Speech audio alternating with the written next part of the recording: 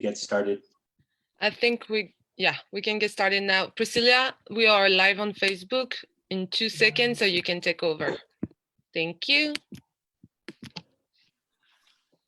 So tell me when I can start. You can start. You can start. Great. Good evening, everyone. We're going to call this meeting to order. Good evening. Again, my name is David Campos, and I'm honored to be the chair of the San Francisco Democratic County Central Committee. And we are calling to order the meeting of Wednesday, August 5th, 2020. This is a special meeting that we call for so that we could consider the ballot measures that will be on the November ballot locally here in San Francisco. We wanted to do it at this time so that we can make a decision on each measure with enough time that if an endorsement takes place, that the measures could list the endorsement of the party in the ballot booklet that will be printed very shortly. So I want to thank everyone for making themselves available. And we're gonna also just thank the members of the public, the Democrats that are watching this proceeding for making yourselves available here and watching us. So we will begin with item 1, which is calling the roll call. So we'll now turn to our recording secretary, Janice Lee, to do that. Good afternoon. Thank you, Chair Campos. Can I just ask that if anyone has a proxy, when you say here, can you just say your name so I can write that into minutes? That would be great. So I'll start. John Avalos. Here.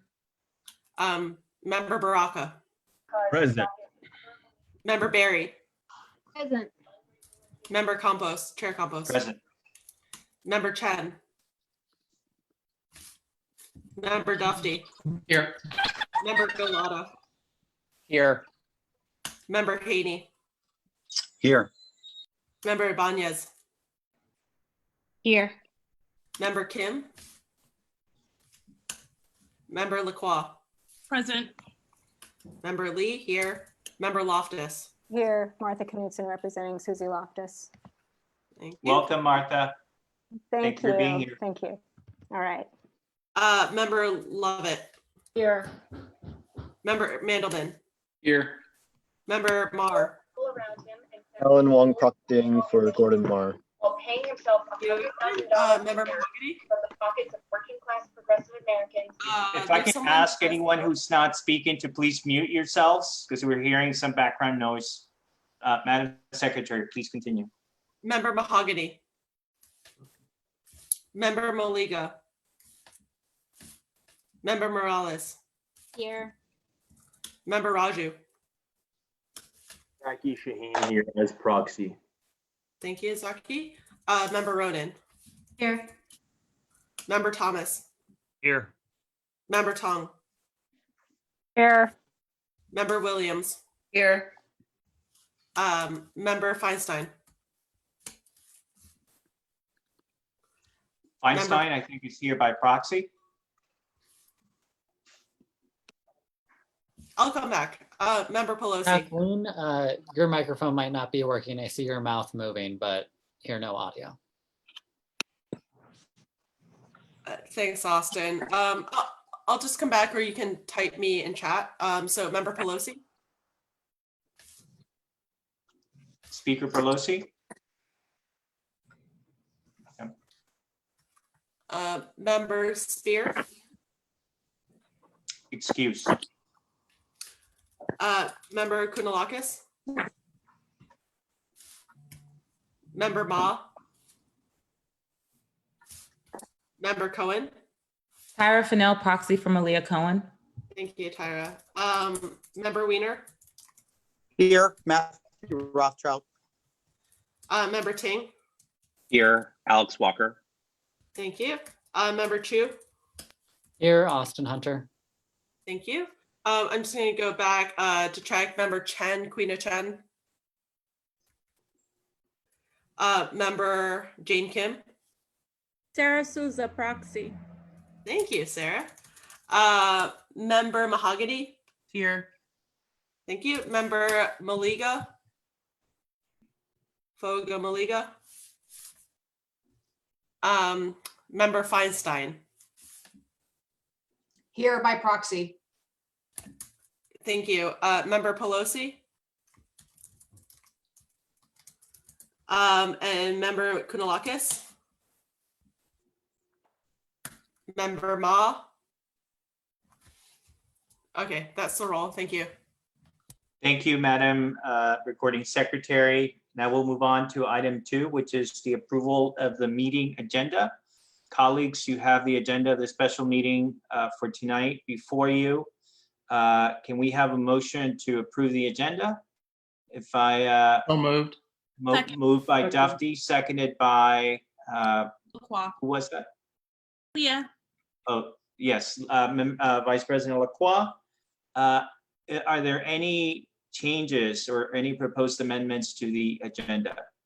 So if we can take that motion and second without objection, the agenda for tonight's meeting is approved. Thank you very much.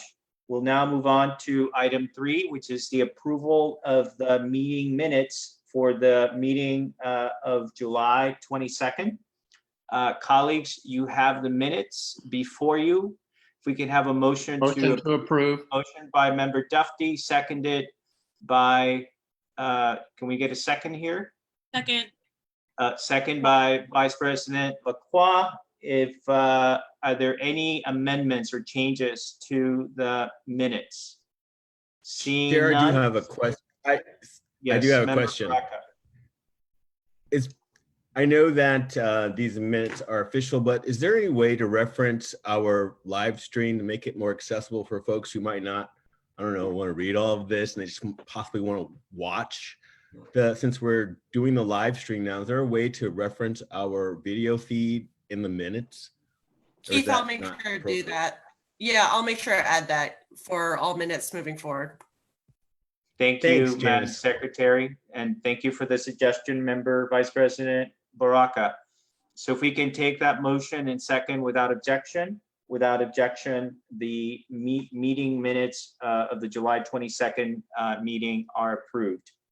We'll now go on to interviews for the qualified local measures, and that's pursuant to the Department of Elections and the website that is listed on the agenda. And so we will begin by explaining that for each measure, each side that is supporting the measure will have 5 minutes, and 2 of those minutes can be used for a presentation. And then the remaining time will be used for any member to ask questions or members of the public with preference in terms of order of questions given to members of this body. We also want to note that we have reached out to both sides to the extent that there are sides on each one of these measures. And my understanding is that there is no opposition for any of these measures presently. Before I move on to the interviews, I do want to give the chairs of the endorsement committee, and that is Chair Gloria Berry and Chair Anabel Ibanez, an opportunity to say anything. We appreciate greatly the work that they have done, and we appreciate their stewardship in making sure that we have a process that allows every member to have information, but at the same time provides an opportunity for these measures to be considered for endorsement prior to the ballot book being printed. To any of our co-chairs, would you like to say anything? I'll turn it over to you. Yes, I want to say thank you. First and foremost, I want to say thank you to Karima, our executive director, and our interns for being very supportive in this whole process and for being there with us in making sure that we have a process that's clear. And also one of the things that I want to make sure is that we reviewed the Department of Elections website constantly to ensure that we would have all the measures that have qualified, and the measures that we have today for interviews have qualified to be on the ballot. And the ones that we heard on July 22nd have also qualified. So I just wanted to make sure that we knew that. Thank you. Thank you, Chair Ibanez. Chair Barry? Hi, thank you. Thank you to the public for attending this evening, and thank you for all members being here for this important night. I would like to also thank Executive Director Karima for all her hard work in getting tonight together, and especially our interns tonight. Zoe's back. She'll be monitoring questions in the chat. She'll introduce how anything special that we need to do tonight. She's going to speak on that, and then we want to Fidel. I don't see Fidel, but is he on here? Yeah. He's our timekeeper tonight. Right here. Yeah, he's our timekeeper. It's good you're on the first screen now. So we need to really pay attention to time tonight, and we want to make this a swift process, and we're thankful. And Zoe can come on and give the public and members some direction, and then we can get started. And I will turn it over, the interview portion of this agenda, I will turn it over to the two co-chairs and the executive director and interns so that you run that portion of it. So again, I will turn it over to you, Chair Ibanez and Chair Barry. And I can go ahead and explain the process. So for members of the public, if you have a question, please type it into the chat box. I will only be taking questions from the chat box. We are not bringing you up to ask your question in person or taking questions from Facebook Live. And if you are a member of the DCCC, then please write stack and then your name, and I will be sure to keep in order who is up to ask questions first. We will be taking questions from the DCCC first, and if after that there are no more questions from the members, then I'll be going over to the public's questions, but we cannot guarantee that we will get to everyone's questions because we have such limited time. So for the presenters, also be aware that you only have 3 minutes for questions, and that's yours to use however you would like. 2 minutes for a presentation, 3 minutes for questions. And I will also be posting reminders of how I'm conducting the questions throughout. And it's also for members of the DCCC. When I say your name, please be ready to unmute yourself and ask your question. And I think that's all. Thank you. Thank you, Zoe. And I would just like to add, so there's no confusion for members. Sometimes people are quick on the trigger with the stack word in the chat. If you could specify the measure next to the word stack so we know which item you would like to address. And if it's okay, Chair, I would love for us to get started.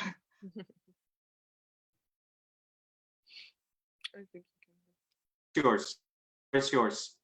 All right, so first measure that we're going to hear from tonight is the Affordable Housing Authorization. We have Supervisor Dean Preston, who will be presenting tonight. District 5 Supervisor Dean Preston, is he here? He's here, and I just brought him up. Hey, I can see you. Hi, thanks so much. Hi, sorry, I missed. Hi, and I missed what you just said because it was making me a participant. So let me know when I should go. No problem. You have 5 minutes, 2 minutes to introduce, and 3 minutes of questions from members and the public. Great. All right. Thank you so much. And thanks, Chair Campos and the committee chairs, Barry and Ibanez. I'm happy to be with you. I previously presented the transfer tax measure to you, and won't be talking about that one tonight, but I do want to note that it's part of a broader package of housing measures that we're bringing forward. This one is very specific.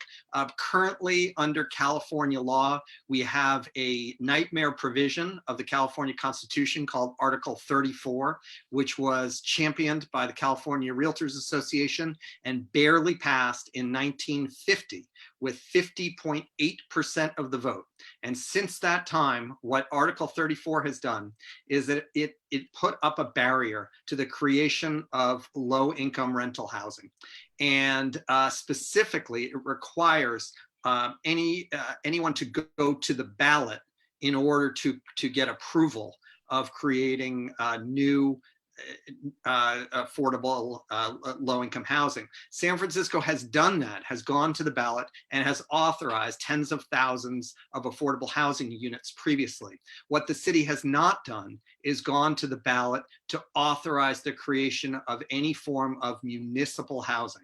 And there's a growing discussion about whether we should be investing as a city in municipal housing, also called social housing, which would be owned or operated in some capacity by the city.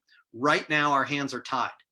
And so even though we are doing a ballot measure to raise funds for various forms of affordable housing, when we get to talking about what kind of housing we're going to create, unless we pass this ballot measure, any form of municipal housing would be off the table. So this ballot measure is very simple. It authorizes the city to construct, create, own, or operate up to 10,000 units of municipal housing. Does not require us to choose that path. It authorizes the city to create that. I think this is a very important step in making sure that we can take on the legacy of housing discrimination in California. We ultimately need to repeal Article 34 at the state level, and I want to acknowledge there's a broad coalition working on that, and there has been legislation at the state. It is not going to the ballot, so we are stuck for the time being with Article 34 requiring us to go to the ballot to approve low-income housing, and it's essential that we make sure that different forms, including municipal housing, can be part of the discussion as we try to build out our affordable housing programs here in San Francisco. So I want to note that this was unanimous at the Board of Supervisors. I think this crosses a lot of the traditional divides and differing views of how we should be moving forward to create affordable housing. I hope we can all agree that this Article 34 is really something that should be in the dustbin of history. It's a legacy of racial segregation in housing. It's a disgrace that it has twice since 1950 survived challenges at the state ballot. But for as long as we have it, at least we can overcome it locally by going to the ballot and authorizing affordable housing. So with that, I look forward to your questions. Thank you. Great. Our first question is from member Souza. Hi, Supervisor Dean Preston. So good to see you.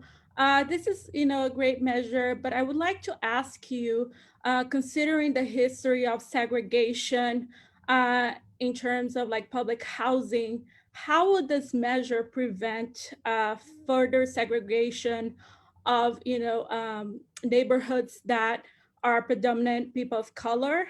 And as well as would it be ownership or rent for the tenants? Thank you. Thanks for the question. And so as the city is building out a social housing program, it could be rental or ownership. We are not required to go to the ballot to approve the ownership housing. So that Article 34 law was specifically around low rent, what they called low income rental housing. So that's what we need the approval for. But I think that it's a point well taken. And I think when we're talking about what kind of social housing program we want to build, we need to make sure that is not furthering segregation. I will say that, some of the discussion around social housing is really inspired by a lot of European examples where social housing is mixed income, where a large percentage of the population in places like Vienna, 60% of the people live in social housing, and that includes across races, across income levels. So I personally share that vision of what social housing could be here. But I just want to emphasize, I think there really are differing views of what the housing should look like. And I think it's a conversation we as a city need to have, but we need to make sure our hands aren't tied from the get-go. And that's really the key of this ballot measure. Right now, if we all sat down to design a social housing program, certain things would be off the table. Any form of public housing, any form of municipally owned or operating housing, all that would be off the table. And so we need to unlock the possibilities by passing this ballot measure so that we can have the deeper conversation that I think you raised of how to make sure that the affordable housing we create is actually promoting an ability of all different types of folks to be in the same housing, as opposed to continuing the legacy of segregation and racism in our housing policy. Thank you. And we have Member Wong has a question. Yes, proxy for Gordon Marr. So I wanted to see if there's any existing efforts to try and repeal Article 34, if there are any upcoming ballot initiatives so that we don't have all these local governments having to do this every single time.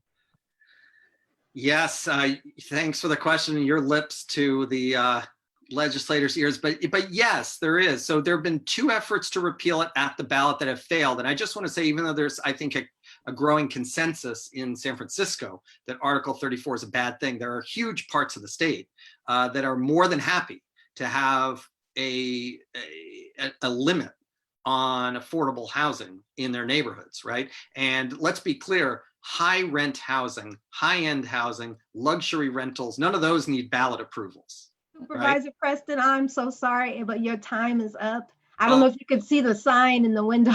No, sorry. Can I just say that there was a ballot measure. It is to repeal Article 34.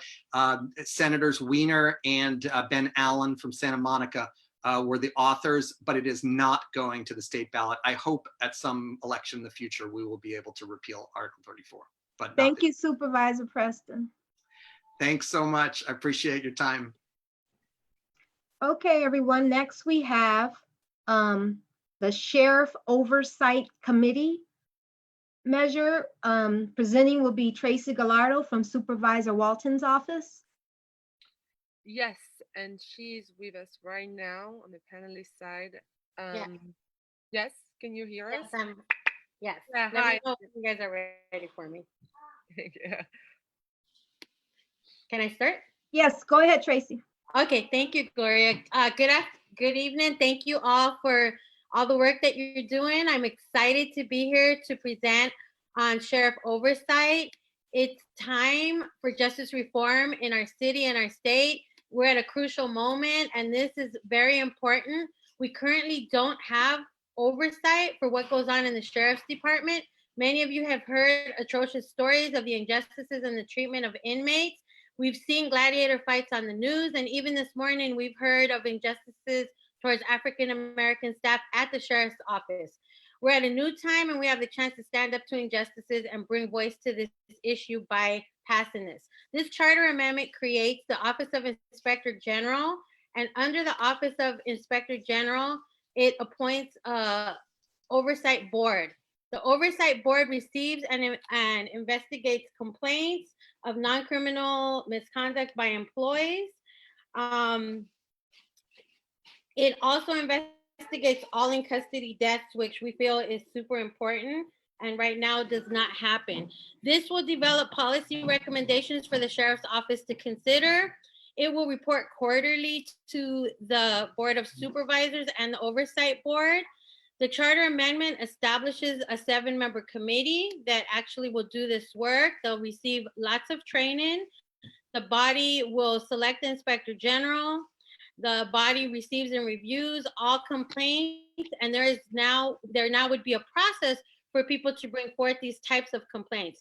This body investigates any and all deaths of any individual in the custody of the Sheriff's Department and develops and recommends to the Sheriff a use of force policy, comprehensive internal review process for all use of force and critical issues. This is super important to our office. We have received several calls from inmates asking for this to happen. It is long overdue.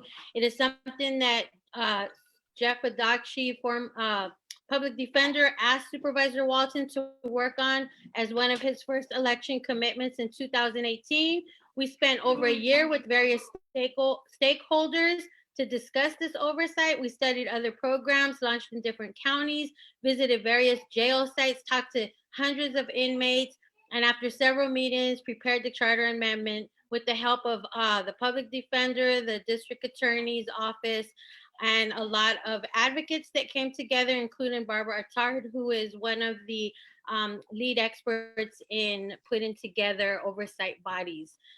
So I would like to take any questions now. Thank you. Our first question is from member Barry. Yes, Tracy, this is a very important measure to me, but I want to know, I have two-part question. One, will the Department of Police Accountability have their hands in this at all? And also, who will the Sheriff's Oversight Committee meet and confer with? So we have already been in a lot of meet and confers, and there will be, some of the unions don't agree with this. They actually propose for it to stay under the DPA. Right now, it is an independent body, the way that it's going to the charter. And what was the second question? Will the Department of Police Accountability have any hand in this? It's independent. It would be independent from that. Thank you. Our next question is from Jordan. She asks, how will this measure further abolitionist rather than reformist goals? That is an excellent question. And of course, if it were up to me, we would be abolishing all law enforcement. However, until we get to that point, it is so super important to have this oversight body, because right now we don't have any way. If somebody calls our office and we want to launch an investigation, there is nowhere to launch an investigation except to the sheriff, who is an elected official, falls under a lot of different state guidelines and not really so much the city. So this oversight body would have the hiring power to hire investigators that are funded or paid to actually investigate and give reports. And we feel that right now, I would love to work towards that, but this is a first step at reforming and getting voice to actually what's happened, because so many inmates have gone voiceless for so many years. Great, thank you. And next is member Tung. Hi, Ms. Brown. Thank you for being with us tonight. What I wanted to know is that would this charter amendment allow this oversight body to have any firing authority or disciplinary authority over members of the Sheriff's Department? That's a good question. And the answer is that right now, because it is under the state regulations, this committee is advisory. We do hope that because the city funds largely a part of the sheriff's budget, that committee will have influence over the sheriff, but ultimately it is the sheriff. However, we can decide to move departments such as DPH sheriffs out if we don't like some of the things that are going on. And so we feel like we will have leverage to make some of these recommendations stand. Will it have any policy-making authority over the Sheriff's Department? I'm so sorry, Tracy, time is up. So thank you. Yeah, I apologize. I'm sure you could get to Member Tung on that question she had, but we need to keep on schedule. No problem. Next, everyone, we have a charter amendment for police department staffing levels, and who will be presenting is Caitlin Bedgeby from Supervisor Yee's office. Yes, and Kathleen is with us. Hey, Kathleen. Perfect. There we go. Thank you all. I'm Caitlin Bybee here on behalf of Supervisor Yee. Appreciate this opportunity to speak with you today about the police staffing levels measure. This measure would do two things. It would establish an informed, data-driven process for setting police staffing levels, and it would remove the city's mandatory minimum staffing requirement that's been in the charter since 1994. Under the charter, the city is currently required to maintain a minimum of 1,971 full-duty sworn officers. And when we talk about removing this antiquated minimum staffing level, it's important to know that this number set in the charter 25 years ago was never at any point in time based on an assessment of the department's workload. This number was arbitrary from the outset, and today it's even less relevant. This requirement would be replaced by a process for determining staffing. Every 2 years, the police department would submit an assessment of its staffing and workload to the police commission, and the commission would make recommendations based on the finding of that report to the mayor and the board of supervisors, and those recommendations would be considered in the budget process.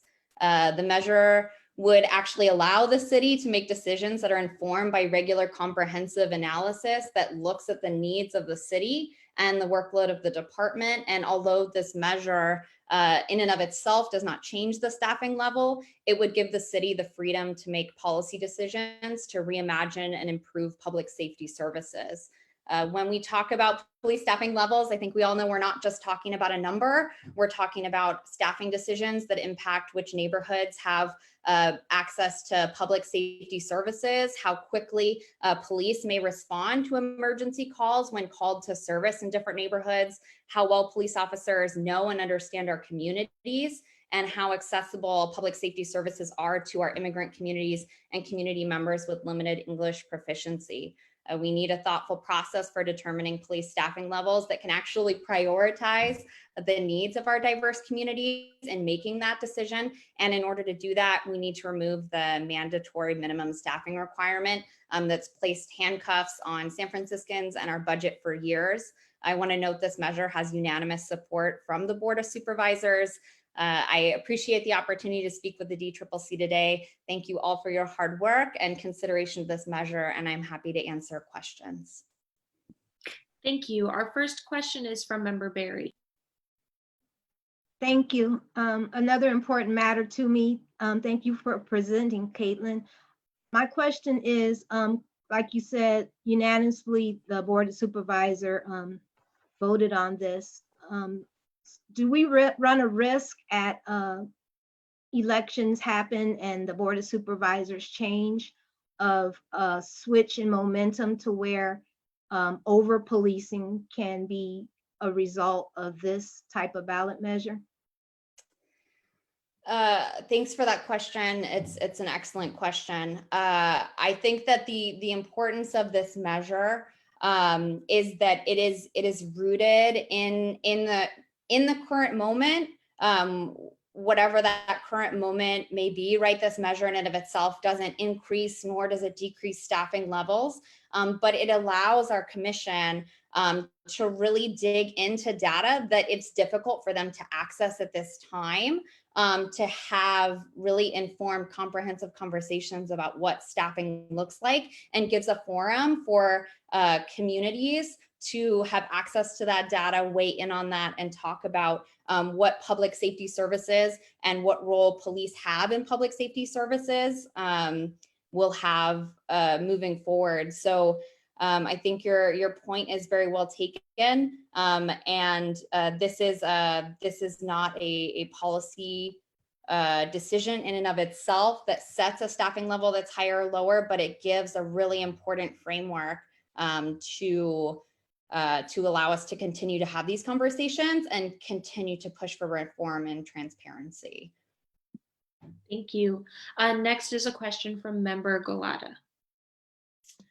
Thanks, Caitlin. Just when you mentioned the data that will be brought to the police commission to make a decision, I think you mentioned that the police department would be bringing that data forward. Is there a second opinion or an other additional outside data that could be brought into that conversation so it doesn't, the police department might be biased towards an increase in staffing. So will the commission have additional data available to them?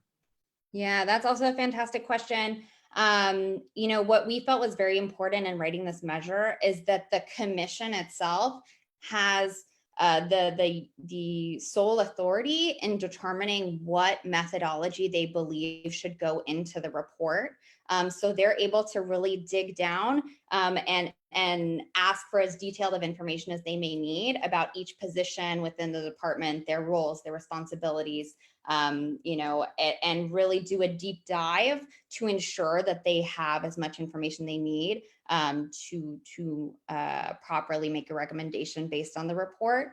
And that methodology would be updated every 2 years, in which the report would be produced to the commission to keep it current. And also, you know, if in future years there's a realization that there's more information needed, other methodologies that could be incorporated to make the report more useful and more robust, that could be done so by the commission.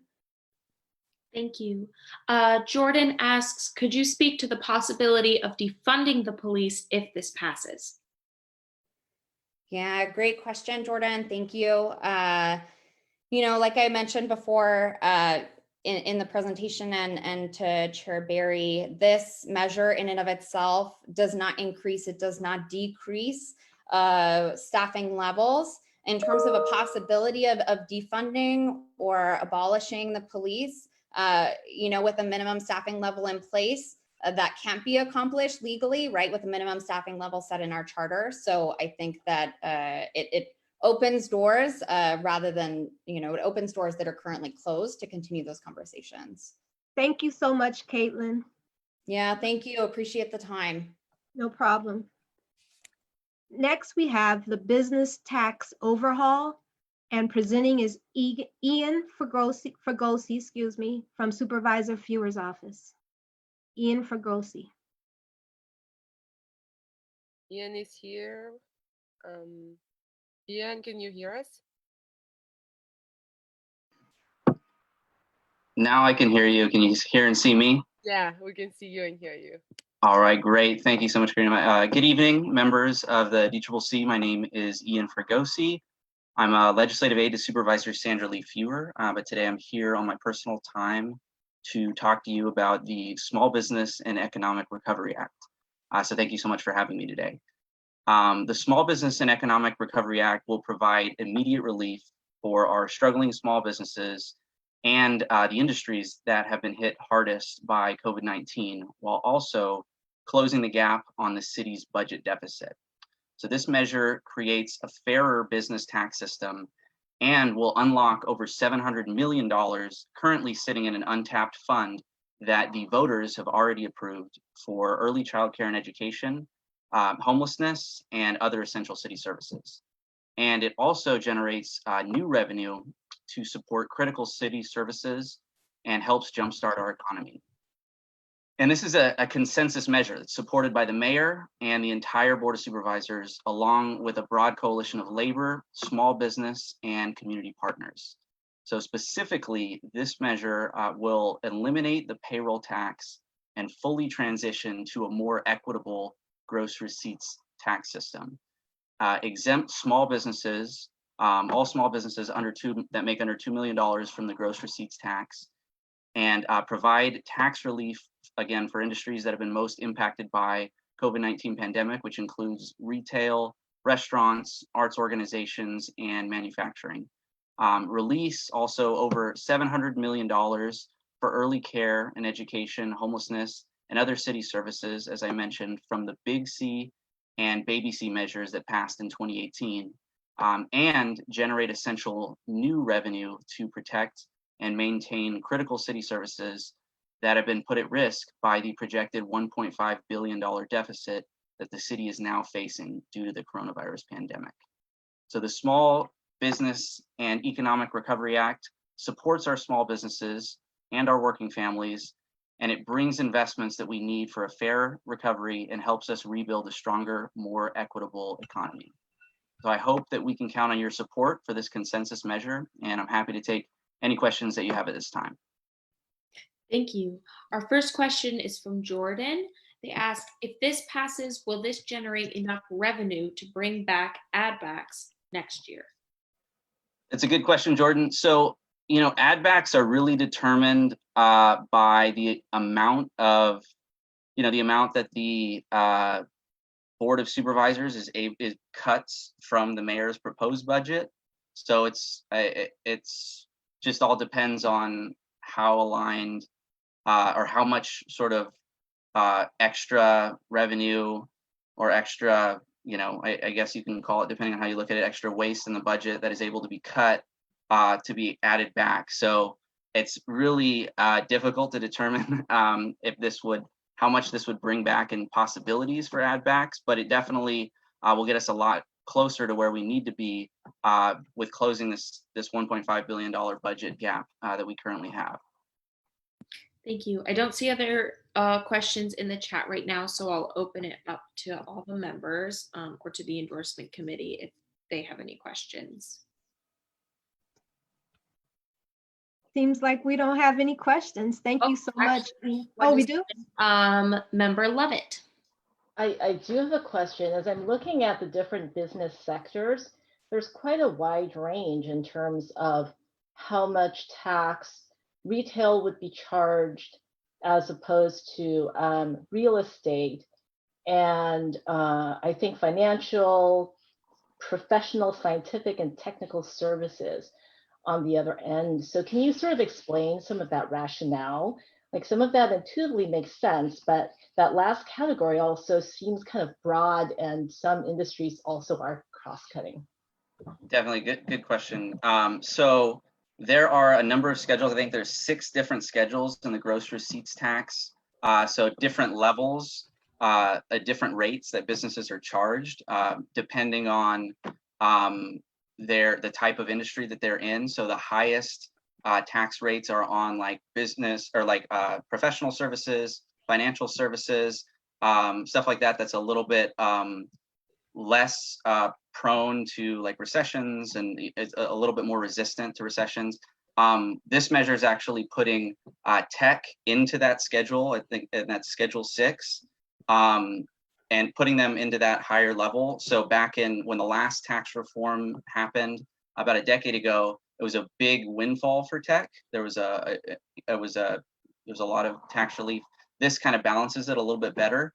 And also by removing the payroll tax, it makes it more equitable because the payroll tax kind of disincentivizes hiring because you're taxed based on how many people that are working for you, rather than this more equitable system, which is just taxing based on how much money you're making.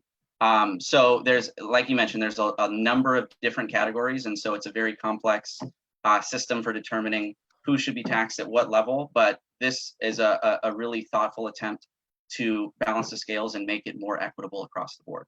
Thank you so much, Ian Fregosi. Thank you. No problem. We're gonna move ahead, and thank you, members, and also thank you to the public that are with us.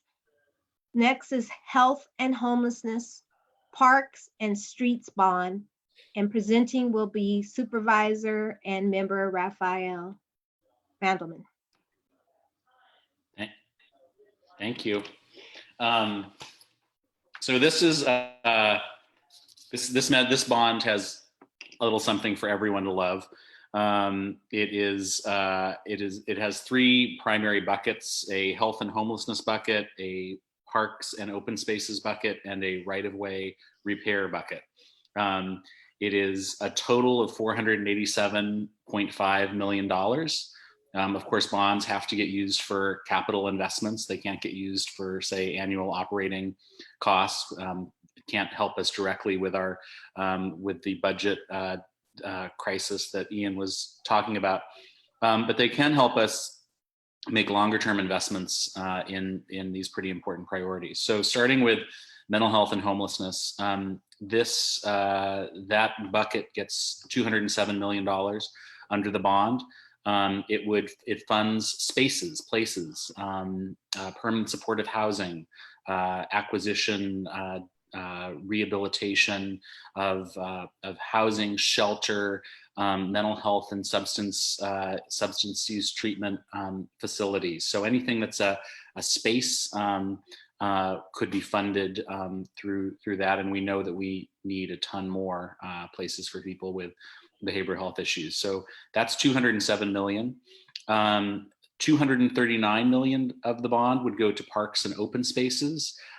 There is a long list of projects that would be funded through this bond. They include the Gene Friend Rec Center in Soma, India Basin in Bayview, the Japantown Peace Plaza, Portsmouth Square in Chinatown, Hertz Playground in Visitation Valley, and additional investment at Golden Gate and McLaren Parks. There's also money for trails, a lot of urban farming. I think there's a lot of priorities. There's been extensive community process around most of these projects. There are a lot of invested stakeholders. We received hundreds, if not thousands, of emails from people eager to see funding for one or another of these parks projects.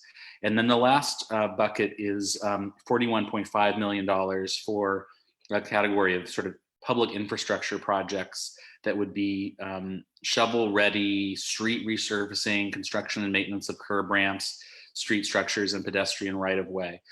This is a category that is likely to take a significant hit in the over the next few years. Traditionally, when budget times turn bad, those are things that the city does not invest in, but there's still priorities and there are also jobs for people. And so this sets aside, as sort of part of the economic recovery, that $41.5 million to help us continue projects that we might, that otherwise we might not be able to pursue, and to be able to employ folks who otherwise we would not be able to employ. So that's the proposed bond. If the most salient criticism of it, I think, is that each of these things requires a whole lot more money than they're getting. I think Rec and Park in particular, there were parks advocates were hoping for a $500 million bond that was going to be just rec, parks and open spaces. I think, mental health advocates would say that, and I believe $207 million is not nearly enough for what we need to do around acquisition and development of facilities for folks with behavioral health needs. But this is what we were able to come up with, and and also the amount that we could add onto the taxpayer rolls without increasing taxes. So the promise that we've made to voters around bonds is that as bonds expire, we will add new bonds, but we will not ever add the total amount of bonds to more than what the level the voters have been paying for. So this will not increase taxes. We think it will create thousands of jobs. And it is supported by the mayor, all members of the Board of Supervisors, and I think it should be a no-brainer for the Democratic Party. Thank you. Our first question is from Member Lee. Thank you, Supervisor Mandelman. As you talked about extensive outreach, if anyone's been involved in a bond making process, there's usually like months, if not years, of outreach and engagement. I will say in my day job, I served on the Parks Bond Advisory Committee, CAC or whatever it's called. Mm-hmm. And we were thinking the whole time that was gonna be a $500 million bond for parks stuff. Mm-hmm. Very much at the last minute, it was like parks, but also mental health. And then now $1.5 million for street stuff. Just we're gonna put that in there.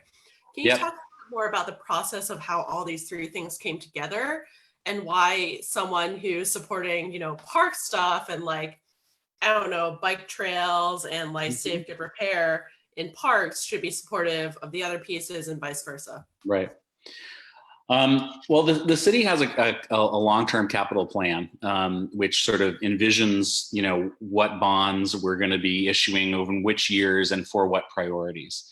I believe that there was a parks bond, certainly not 500 million. I think it was about 250 million that was on the list for maybe 2 years ago, and that didn't happen.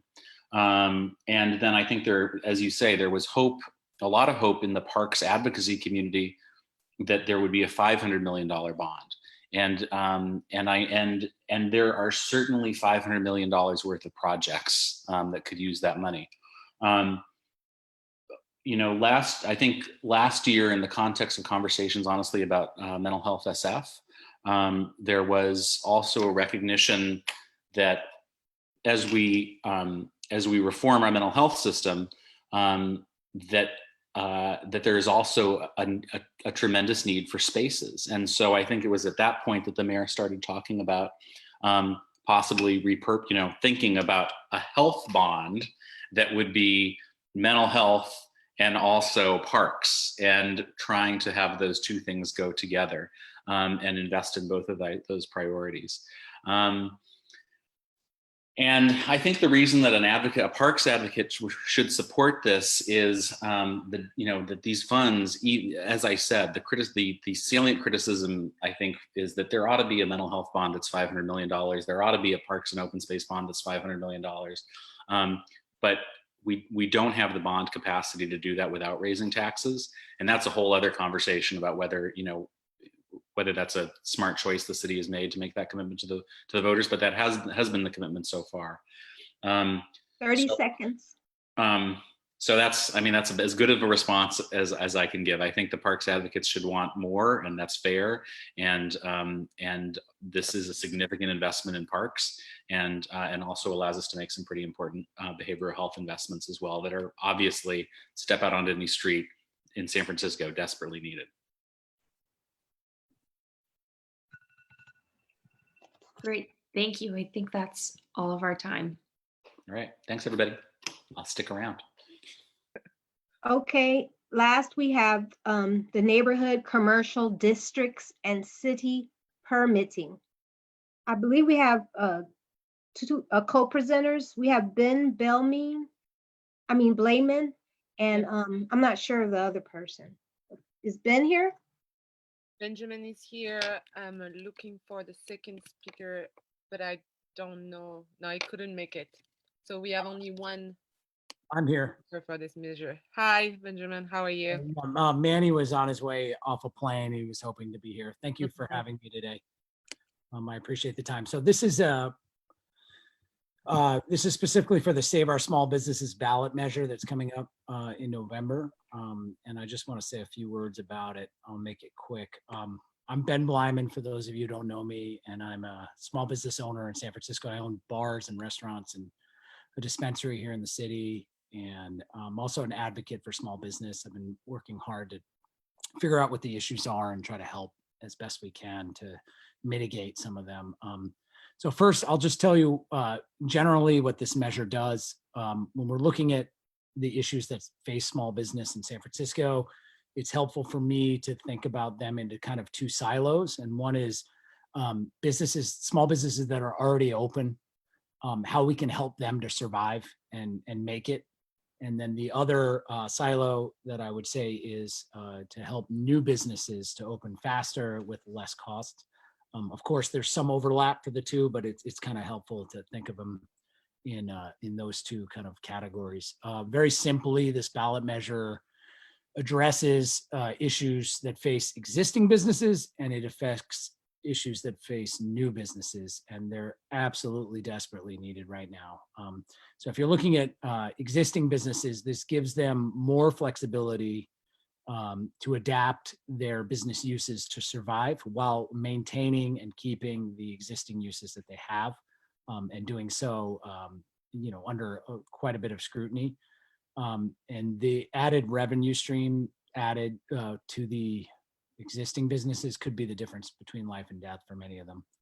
And secondly, it streamlines a lot of the processes for permitting to allow new businesses to open more efficiently. It really takes on permitting, zoning, and inspections, all issues that cause us, when we're opening a new business in San Francisco, to have long delays and a lot of expenses. And I can speak firsthand for this. About how onerous and difficult the process is. So secondly, I'll just talk real quick about why this is so necessary right now. And small business was suffering before COVID. If you had been to a Board of Supervisors meeting, I was there extolling the problems. And to say that we're in dire straits now due to COVID is an understatement.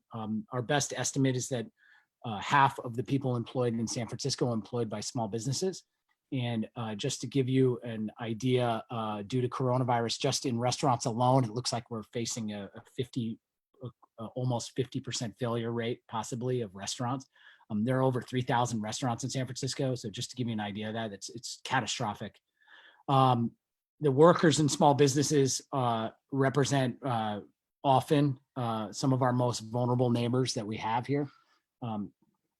Generally, they're not tech workers or white collar workers. We're including many undocumented workers who were employed in the various industries that we have and other people from marginalized communities. So it's really important that we figure out ways to prevent them from losing their jobs and losing their livelihoods. And then if we look at commercial corridors, specifically, vacancies were already an issue, obviously, and now we're expecting them to the vacancy issue to just accelerate. So these are all reasons that we need to support ways for existing businesses to try to survive and new businesses to be able to open quickly and efficiently. So with that, I'll cede my time here and open to questions, which I can answer best I can. Thank you. Question from Member Duffy. Thank you. Hi, Ben. I wanted to ask about provisions in this measure authorizing co-working sites, sort of WeWork sites. And that's just a concern about certain districts. It was raised to me in the context of Chinatown Commercial District. Could we see a glut of WeWorking offices go in without, I understand that they're as of right via this legislation for the next 3 years. So I don't know if you can comment on that. Sure. So first of all, we've heard concerns from a few different communities about co-working. And so specifically, there is a lot of activity and willingness for everyone involved to carve out the Chinatown community and also cultural districts across the city from this ordinance or from this ballot measure. But just putting that aside, so that would possibly solve some of those issues, but putting that aside, just on its face, it's not opening up the entire city to co-working. There are strict rules around who can co-work and how it's implemented. And basically it can only be in cafes or restaurants, and it has to, if the co-working were to occur at the same time that the restaurant or cafe is open, it would need to occur in the back area away from the actual primary use. The co-working is only allowed to happen on days that the restaurant or cafe is physically open that day. So this is not just turning everything into an office space. The cafe has to be open, and obviously due to COVID, this is not offering office space all over. It would have to occur after restrictions are lifted on operating indoors, and this is allowing restaurants and cafes to lease some of their space to co-working. It's not allowing large, massive. I would personally argue. Ben, you should probably open it up to other questions. There are two other members that are in the queue. But thank you. Sorry about that. Yeah, that was a long-winded way to answer that. Thank you. Member Souza. Thank you. As we know, San Francisco has diverse business corridors. How will this impact the mission area plan, which is a process which incorporates community input? Can you answer that? Yeah, I can do the best I can. So I'm a small business owner who needs help right now, and I'm advocating for small business owners, and that's why this is really important to us. My understanding is that the overall mission plan would take precedence over this, and there's a lot of talk right now about allowing ordinances to be passed and supporting ordinances that would allow the mission plan to carve out parts of this that it feels are uncomfortable for it or that doesn't want to do. Thank you. And Member Ibanez had a question. Just about time, actually. Thank you so much. My question is really quickly. You mentioned that this will add more flexibility to adapt for new uses of small business owners, but also there will be added revenue stream. Can you tell me how would that be? And then the other question is about pop-up business. How would that support that? If you could respond as quickly as possible, I'm giving Member Ibanez courtesy because she's the chair of this endorsement committee. Thank you. Understood. Yeah. So new revenue streams would be allowing other uses in restaurants and cafes when they're not in full swing. So it would allow restaurants and cafes to apply, have other uses basically during the day, specifically office space. allowing people to co-work from restaurants and cafes. And then I think your second question, can you remind me? I'm sorry. That's fine. We don't have time, but I appreciate it. Thank you. Thank you so much. We're behind schedule, members. I apologize. Thank you. This concludes the measurement interviews for the ballots in November. Thank you to Executive Director Karima for getting the speakers on board, and thank you to the timekeeper, Fidel, for keeping time, and as well as Zoe for handling the questions. And this concludes this portion. Thank you, Chair Campos. Back to you. Great. Thank you. Thank you very much again to the chairs of the endorsement committee. We greatly appreciate all the work that went into this process, and to all the proponents of the ballot measures that came to speak before the committee. And at this point, we want to hear directly from members of the public. And I know with our executive director that there are folks that are lined up to speak. How many speakers do we have? Right now, we don't have a lot of speakers, so I guess we can keep the time to 2 minutes. So we're going to allow folks to speak up to 2 minutes, but I would ask you to keep your comments as short as possible. And of course, you can also provide a comment on the chat box.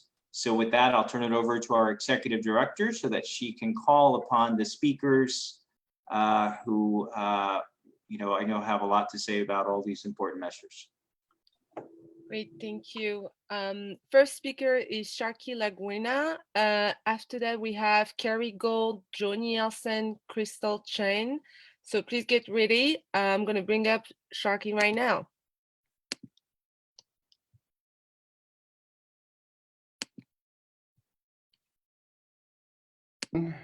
Hello, activate your microphone. Okay, can you hear me now? Yes, we can hear you and see you. Okay, perfect. Hello, everyone. Thank you so much for all your hard work. Thank you to the members for your careful consideration of these issues, and a special thanks to the staff and interns for organizing this event. I am speaking in favor of the Save Our Small Business ballot measure. I am the president of the San Francisco Small Business Commission. However, I'm speaking here on my own personal behalf. The small business community was in crisis before COVID. After COVID, it is a catastrophe. Many of us, myself included, are facing, our companies are going bankrupt, we're facing personal bankruptcy, but we actually aren't what's important here. What's important are our employees. I've had to lay off a lot of people. It has been, I can't tell you how many times I've cried about this. It is one of the most heartbreaking, painful things I've ever gone through in my entire life. We got PPP, we plowed through it. We're out of PPP now. And now I'm seeing from workers and ex-workers that we're losing the $600 benefit that the federal government was previously providing.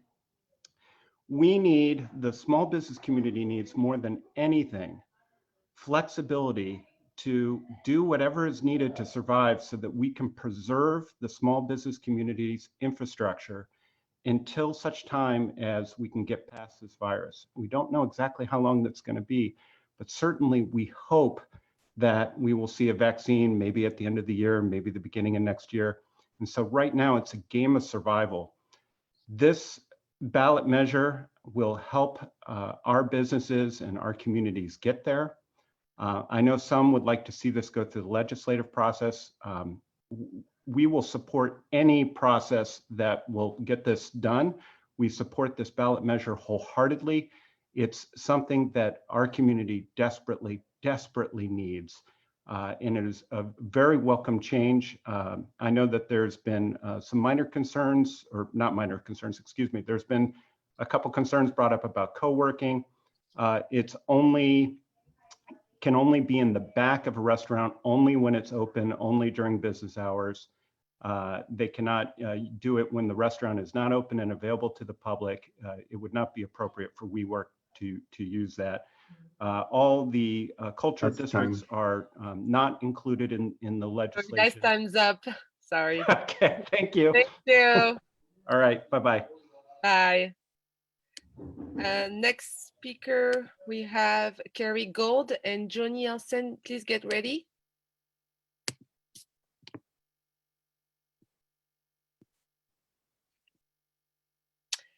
Carrie, can you hear us? Activate your microphone.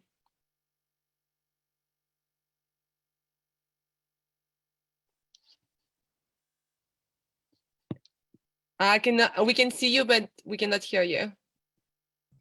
Now can you hear me? Yes, we can. Okay, sorry. I should know these things much better by now. I'm Carrie Gold. I am the Director of Litigation and Policy at the Eviction Defense Collaborative. And I guess many of you may know me as Judge-elect. I'm here just to speak in favor of both one item that was not on today's calendar, but and one item that was on today's calendar, the transfer tax to create funds to be able to pay for tenants to be able to pay rent, or for landlords to be compensated for unpaid rent. Is something very necessary at the EDC. Our rental assistance program is overwhelmed. There are at least 25,000 tenants right now in San Francisco who are behind on their rent. And so there's absolutely no way that the current money that is budgeted for rental assistance could help save those tenancies. And I'm also speaking in favor of the municipal housing ballot measure, because no matter what, we need more affordable housing, and because we are constantly seeing people who have basically been priced out. We deal with evictions of people who, even in their rent-controlled housing, cannot afford the continued rent increases that they receive. And we need more affordable housing.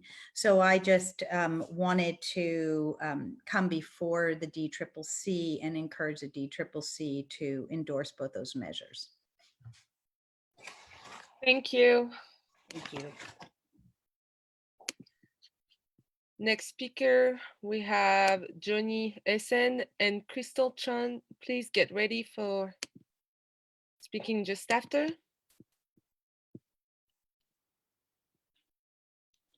Johnny.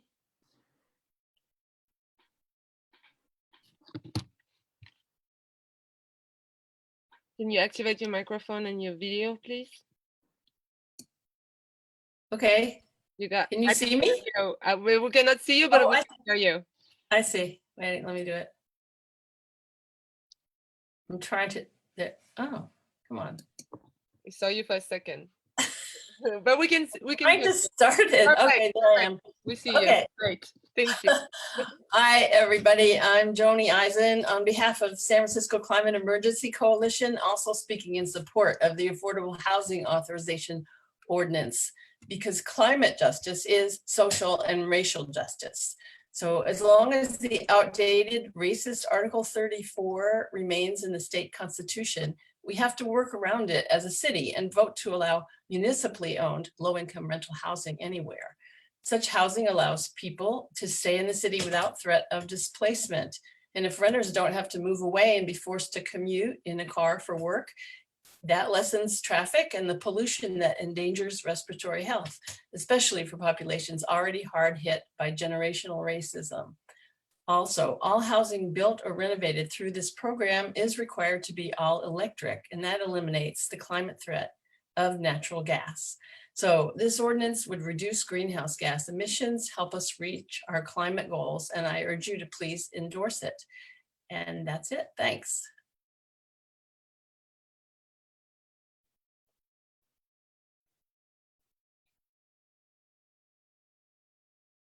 Sorry, I was muted. Thank you, Johnny. Next speaker, we have Crystal Chen, and after, please get ready, Sarah Jong, Simon Margellini, Oliver Work, and Laura Shera.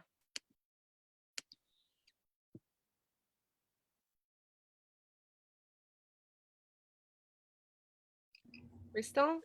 Yeah. Yeah, Hi. we can see you, hear you. Perfect.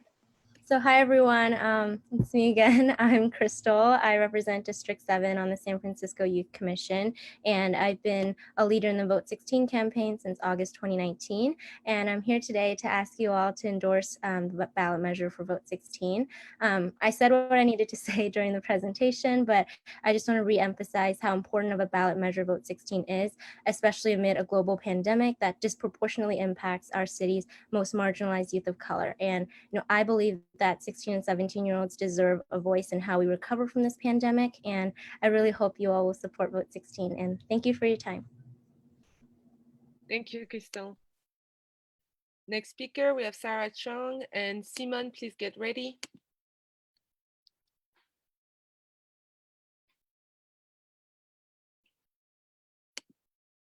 Oh, Sarah, yeah, we can hear you, Sarah. Awesome. Thank you. Yeah. Hi, I'm Sarah, and I'm the District 1 representative on the Youth Commission. And like Crystal, I've also been a part of the Vote 16 efforts this past year. So here I'm here to urge the DCCC to endorse Vote 16 and expand voting rights to 16 and 17-year-olds. Because as a 17-year-old and lifelong resident of San Francisco, I'm concerned about how local decisions about education, employment, public transportation, housing, safety, and more will affect me, especially amid a global pandemic like Crystal mentioned. And I'm not the only one. Many 16 and 17-year-olds are passionate about issues in our city, and we can see this with youth at the forefront of movements such as the Black Lives Matter movement, fighting for a more equitable city and better future. 16 and 17-year-olds want to vote and will use their vote, and we see this in cities like Tacoma Park that have already allowed 16 and 17-year-olds to vote, where the voter turnout of 16 and 17-year-olds is double the rate of the general electorate. Also, the voter turnout of young people is low, so it's really important to build the habit of voting at an early age to get more young people represented in our democracy. And this charter amendment will also advance equity in our democracy, as 16 and 17-year-old population here in San Francisco is predominantly made of people of color, and there's just like endless reasons to support Vote 16. So I really just urge you to please endorse Vote 16, and thank you for your time. Thank you, Sarah. Next speaker, we have Simon, and please get ready, Oliver Work, just after.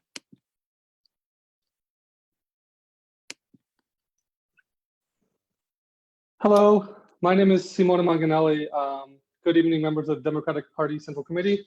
I live in San Francisco in District 8, and I'm a member of a number of different organizations across the city, but primarily housing activism.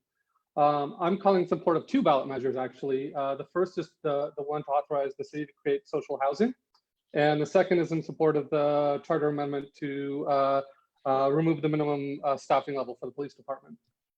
We've had an affordable housing crisis for decades in San Francisco, and it's made even worse by the pandemic. It's not going away.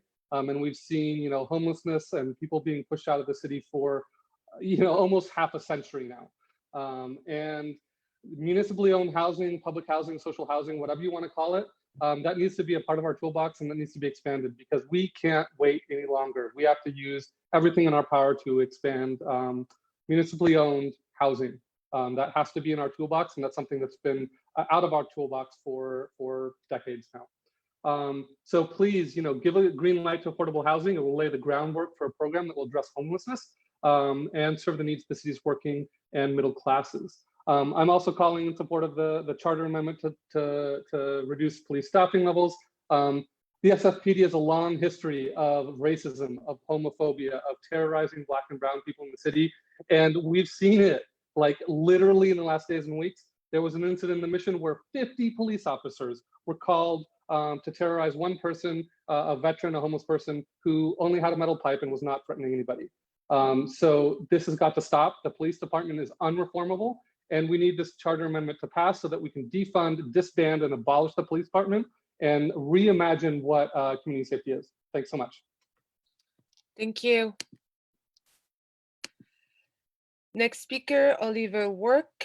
And just after we have Laura Shira, and then Susan Pfeiffer, Jordan Davis, Delia Rich Kramer. Oliver, can you hear us and see Yeah. it? Hi. Hey. It was nice to hear from Crystal and Sarah. I'm also speaking in favor of the youth voting ballot measure. I met many of you 4 years ago when Vote 16 first came to the ballot. And I want to thank you for your continued support of the measure. Not only is Vote 16 an investment in long-term voter turnout, the research is clear that the earlier you cast your first vote, the longer and more consistently you'll vote over your lifetime. But it's also an investment in hyper-local civic engagement of, by, and for San Franciscans. So because young people would spend under this measure 2 years voting exclusively on local issues, Vote 16 would raise a generation of voters with a heightened interest in local issues, bringing turnout to down ballot races and renewed energy to the issues that keep policy wonks like us up all night. At 16, the very prospect of earning the privilege to vote was enough to bring me to my first DCCC meeting. And I'm inspired because I know that Vote 16 will do the same for others. So I urge you to endorse the ballot measure again this year. Thank you. Thank you, Oliver. Next speaker, we have Laura Shira, and please, Susan Pfeiffer, get ready just after. Susan.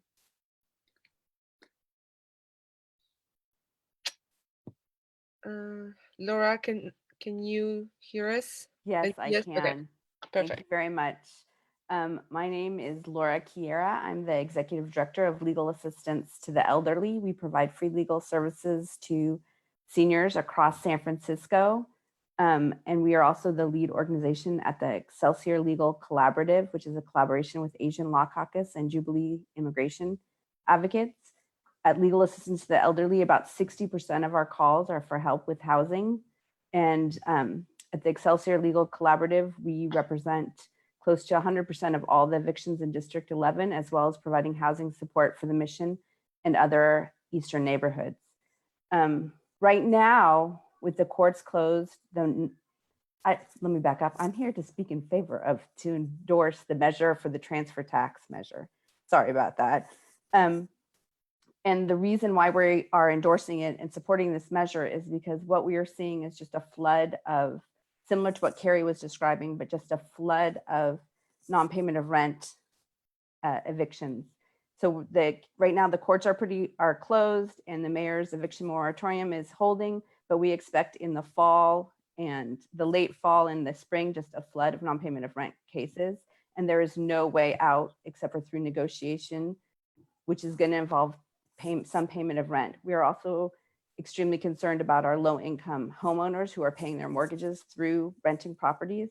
And between the two, we are just really expecting a huge impact in San Francisco. And we think that the only way to do that is provide more funding for rental assistance to enable to preserve these housing for both the low-income homeowners as well as just the massive amounts of tenants, low-income workers, and seniors who are working, who are unable to pay their rent because they have no income. And we also believe that the first people who were laid off are the first people who are going to be the last people who are going to be rehired. So that, if you worked in the restaurant, you were the first off, and now you're going to be the last hired. So we really are supporting this measure. Thank you, Laura. Have a good night, guys. Thank you. Next speaker is Susan Pfeiffer, and please, Jordan Davis, get ready just after.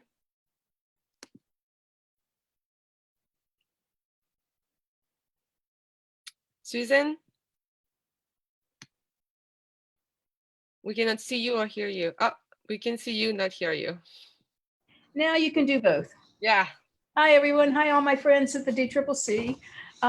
Tonight, I just wanted to, first of all, say another congratulations and thank you for the amazing kickoff of the Vote Blue SF office. Thanks to Peter Galata, Karima Lynch, the interns, David Campos, and of course, Nancy Pelosi and Team Pelosi.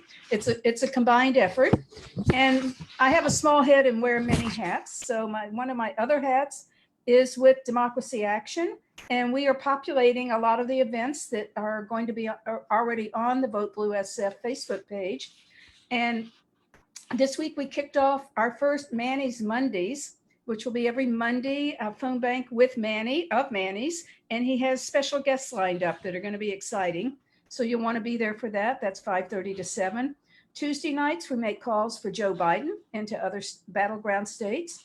Wednesdays, Swing Left Peninsula is calling for Arizona state offices, and Swing Left San Francisco is calling for the Texas state legislature. Saturdays are Swing Left San Francisco for CA 10 and 21 to hold those seats that we won 2 years ago, and then work on Arizona, making calls for state offices in Arizona and for Mark Kelly. And then on Sundays, we have calling for Joe Biden. We have that on Tuesdays and Sundays, and also on Sundays calling for North Carolina. And I also want to tip my hat to Martha Knudsen, who is a proxy tonight, who is an amazing part of our phone banking team, and we couldn't do it without her. So head on over to the Vote Blue SF Facebook page, find an event, and jump in. We got 90 days to get this done, and all of these are good races. So thank you all. Thank you so much, Susan. Next speaker, we have Jordan Davis, and just after Delia Kramer.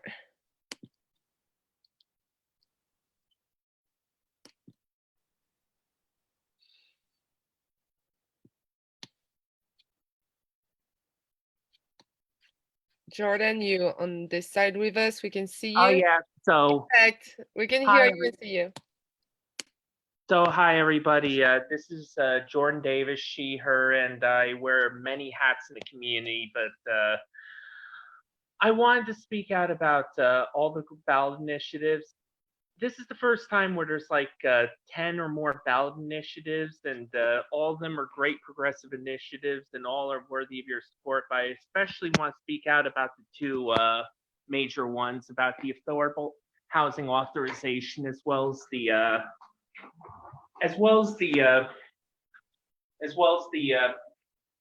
real estate transfer taxes. Someone who does a lot of housing rights activism and someone who lives in a really dilapidated SRO, I really think that this will advance housing justice by having public housing for all. Like, social housing is basically public housing for all, and it's been very successful in both Europe and Asia. And it's a very and they've had a lot of success there, and I really think that this will help with housing justice. Also, I'm really a big fan of the tax measures, Payne's CEO tax and the gross receipts overhaul, and also for civic civic engagement, like I support commissions for all, and hopefully non-citizens being able to vote, as well as Vote 16. And lastly, I want to say, yes, we need to reform law enforcement, but I want to say fuck the police and defund them.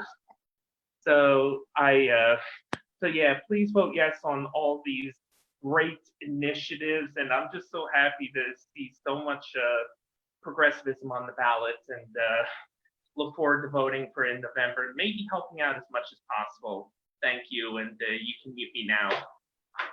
Great, thank you, Jordan. Next speaker, we have Delia Kramer, and just after we have Christopher Christensen.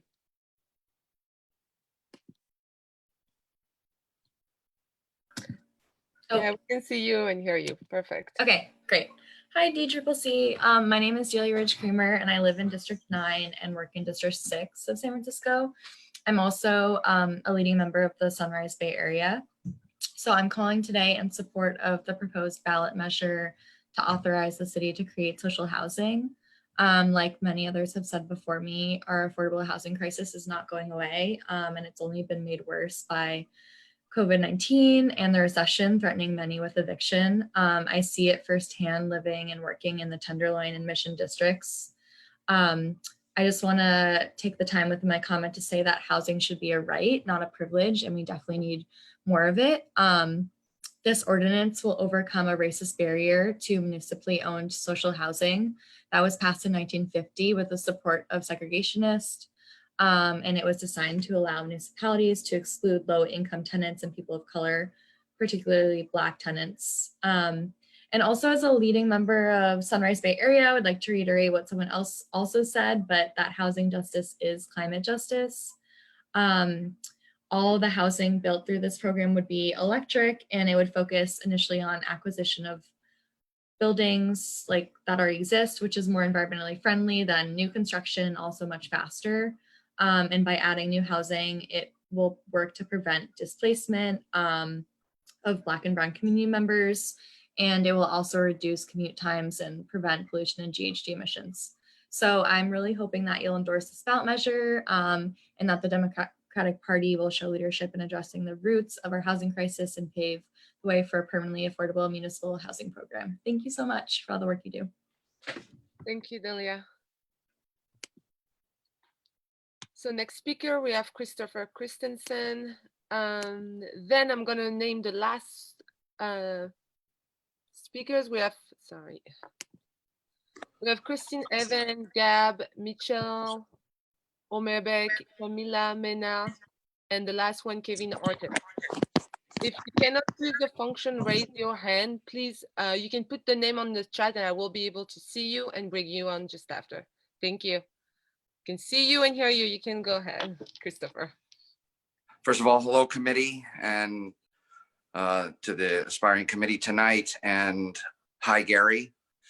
I just want to speak in support of Dean Preston's fair recovery measure and his social justice measure. I really urge the committee to support these two measures. I am a product of social housing. My union in 1964, the ILWU, built social housing in and around Japantown and the Fillmore, and it has worked for at least 50 years, and we really hope that you support that. Also, I want to speak on behalf of the Aspiring Citizens Charter Amendment. This is a wonderful, wonderful measure that will allow non-citizens to the right to sit on commissions and boards. I'm sorry, I'm in 2 meetings right now, so I'm paying attention to both. So again, I'll just be brief. Please support Dean Preston's 2 measures, the fair recovery and the social justice housing, and the Aspiring Citizens Charter Amendment. Thank you and enjoy your evening. Bye, Gary. Thank you, Christopher. Next speaker, Christine Evans, and just after we have Gab.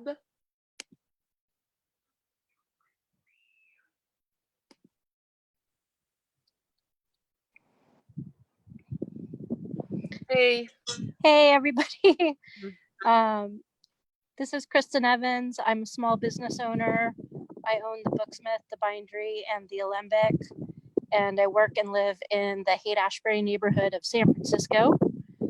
I wanted to speak out about a couple of measures that I feel are really important and critical to our community. I wanted to specifically mention about how I feel these measures are going to impact small businesses and their employees. Certainly pre-COVID, small business owners and employees struggled to retain their homes in San Francisco. Affordable housing was a small business issue before COVID, it still is. And for that reason, I'd like to specifically ask for your support of the social housing measure, the transfer tax, and the gross receipts tax, which I believe all will assist and aid small business owners as well as their staff and employees. Many of you know me as someone that's also been actively involved in homelessness issues, and certainly the gross receipts tax will help us to unlock critical Prop C funds to provide housing for our unsheltered neighbors. Specifically around the social housing measure, I know that this is a critical first step to creating a new path forward to how our city can create affordable housing solutions for people at income levels from a fixed Social Security disability to people that are making minimum wage to even mid-level and senior managers at businesses on Haight Street, including those that are making up to $50,000 a year. Additionally, the transfer tax, I know of people that are going to specifically be able to take advantage of the fund that the transfer tax creates to help create relief with landlords in order for people to stay and remain in their homes. This includes both small business owners as well as small business employees that have been impacted by the COVID crisis. Thank you so much. Thank you. Next speaker, we have Gab, and after we have Mitchell.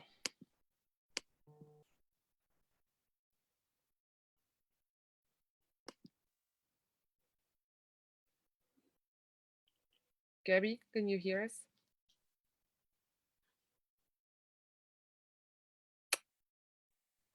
We cannot see you or hear you.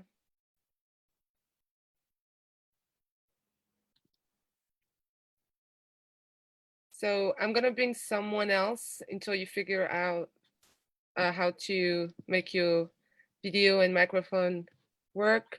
I'm gonna bring Mitchell.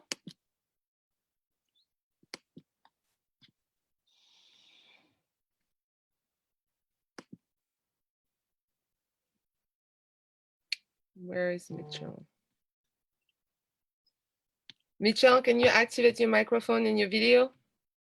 And there they are. We can hear you and almost see you. I'm clicking. It's all good. It's all good. We can see you and hear you. Perfect. Okay. Go ahead. Bad lighting. Hi, everybody. This is Mitchell Omerberg from the Affordable Housing Alliance. Hello to all these people that we've worked with in the last few months, getting you guys all elected to the Central Committee. We wanted to just draw your attention to two measures. One, the transfer tax, and just point out that transfer tax is actually one of the less onerous things that you can do. If you just raise property taxes, that can cause trouble sometimes for some owners, but a transfer tax is particularly convenient because there's proceeds right there the money can be paid out of it without being so burdensome on the parties who are actually transferring the property. And it's certainly appropriate to raise the transfer tax on sales of properties that cost more than $10 million. Those are pretty expensive properties. We do need this money for, we've already taken the position that landlords can't evict tenants because they can't pay the rent due to COVID-19. And this will provide some of the money to help get the rent to some of those landlords who are not getting it. We also need the money for affordable housing. And, as you know, the federal government has pretty much gotten completely out of affordable housing. I think all we're left now with this tax credit projects. And so it's really appropriate for the city to get involved further with social housing and some different models of housing that might be affordable on a more permanent basis. So they're a really good pair of measures to help address our ongoing need for affordable housing, the back rent for tenants who haven't been able to pay their rent due to COVID, et cetera. So I hope that you'll be supporting both those measures, and thank you very much for your time. Good evening. Thank you, Mitchell. I think you are ready, Gab, right? Yes. This is Gabriel. Sorry, I was confused. Gabriel, sorry, I didn't know. Just to let you know, we cannot see you, but we can hear you. Okay, yeah. I mean, I'm following up on the same points as other people. In support of this measure for social housing. I think it's vital right now. We have a housing crisis in the city, and this original Article 34 was very racist and segregationist, and we still haven't repealed it on the state level. So it's all the more important that we pass this on the city level.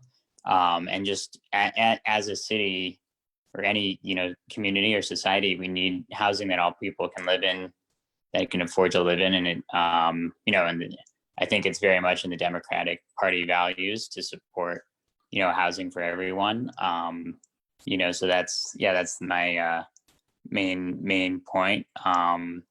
this will really lay the groundwork for a municipal housing program, and it can really, I think it can really help the homelessness crisis. The cost of housing is directly linked again and again to rising homelessness levels, and also we're in a unique time with coronavirus where both people really need housing and there's issues with that, but the price of many condominiums and housing units, especially smaller housing units, is falling. So it's a great opportunity for the city to take advantage of that. So please vote in support of this ballot measure, and we can get affordable housing for all. Thank you. Thank you very much. Next speaker, we have Camila, and just after we have Kevin, and we have Supervisor Yi, but I'm not sure it's him. I'm wondering if someone signed up with his name. And we have Raya Steer and Simus and Manny. This will be, I can see you, Camila. Perfect. Great. Awesome. Hi, everyone. My name is Camila. I am president of the Latinx Young Democrats, and I am speaking on behalf, in support of the Aspiring Citizens Civic Engagement Charter Amendment. As you all know, we have a lot of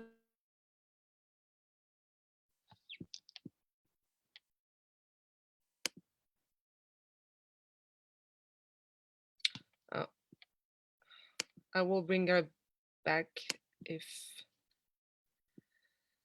just after. We're gonna go with Kevin now.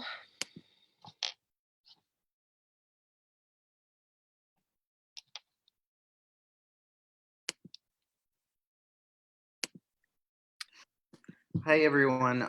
Thank you so much for taking your time out on a busy Wednesday out of a busy week. I'm going to be invoking my privileges as a delegate to the State Democratic Party, but I'll promise to keep my comments brief. I'm here to speak in support of two measures today. As the founder of Latinx Young Dems, I'm really excited to be here, like with Camila and a couple of our other folks, to speak in support of the Vote 16 measure.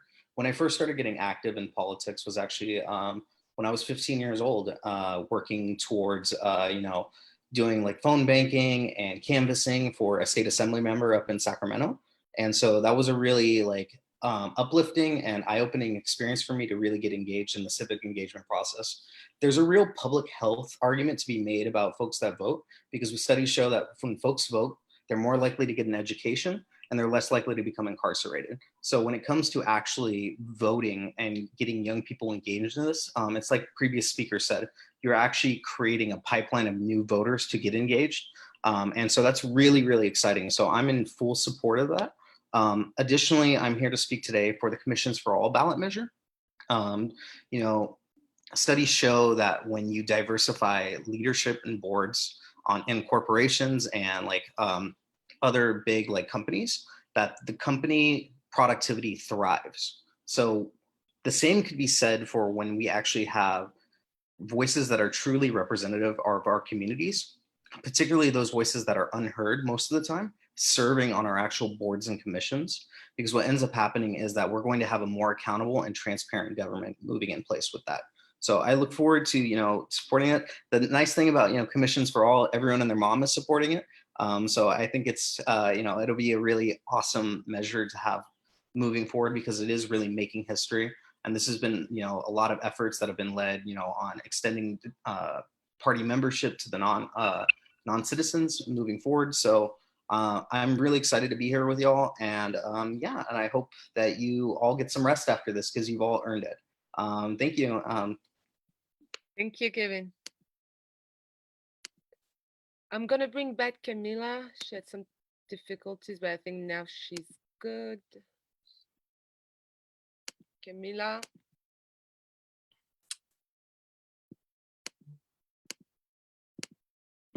Yay, I'm back. You're back. You're Sorry back. about that. My internet connection appears not to be the most stable, so here I am. So again, I'm speaking in support of the Aspiring Citizens Civic Engagement Charter Amendment. And as you know, we have a lot of folks in our communities who are eager to participate in our democratic processes and who contribute a lot to our city, and due to their citizenship status are unable to fully participate. I think that it's time that as a city, we fully commit and uphold the values that we preached about, particularly around inclusivity. And so we should allow folks that are in this situation to be represented on our boards and in our commissions, regardless of their status. And so with that, I'm asking you to please support the amendment to the charter. Thank you so much. Thank you, Camila. Next speaker, we have Raya, and just after we have Siamus, Manny, Mose, and Mose is the last speaker. So Raya, you are with us right now.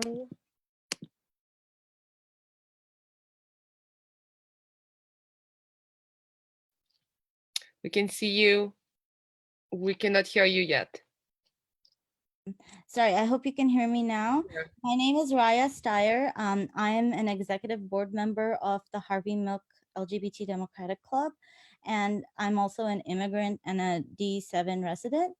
I am in support of the social housing ballot measure because I believe that my family benefited from something similar in a different country. My dad grew up in a slum in India, and social housing and municipal housing is the only reason that my family could achieve upward mobility.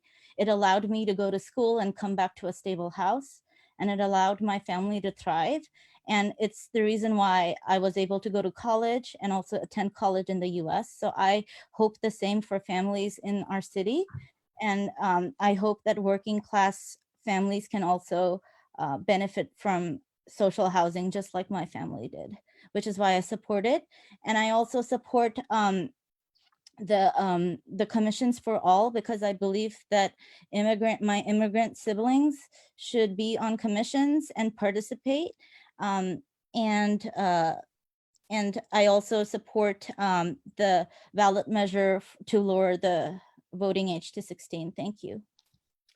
Thank you. Next speaker, we have Siamus, and just after Manny, and the last one, Mose.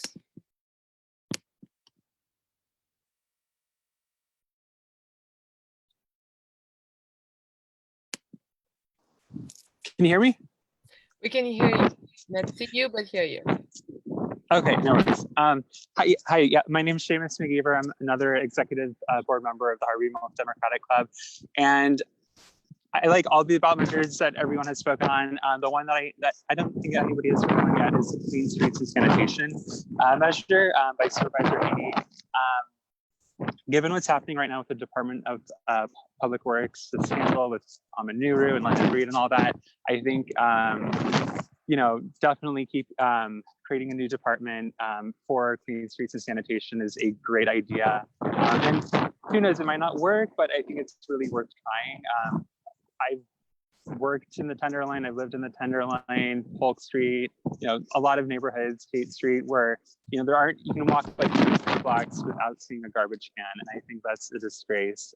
So yeah, please support that. And yeah, thank you. Thank you. Next speaker, we have Manny.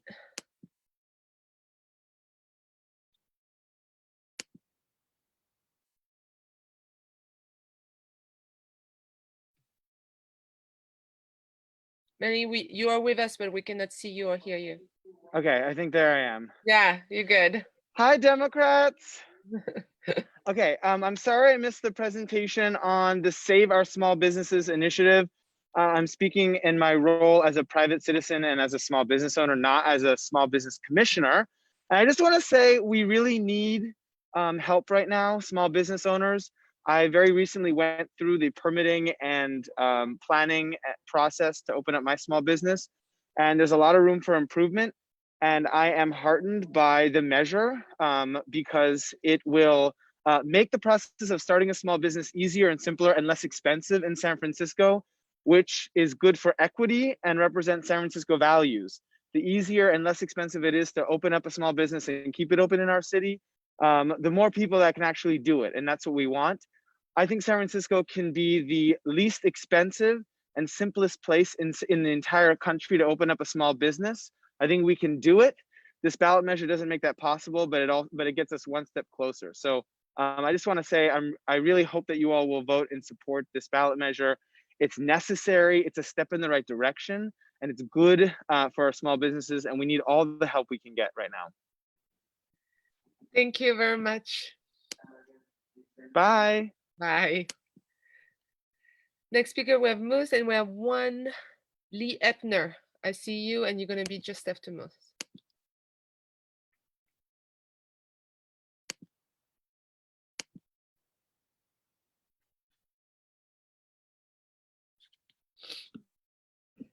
Hello, everyone. Moses Correct. I am the Executive Vice President of IFPTE Local 21, and I am also a employee of the City of San Francisco, and I work in the Planning Department for the past 21 years. And I'm here to speak on one issue, which is the Save Our Small Business measure. And I'm speaking in opposition to it.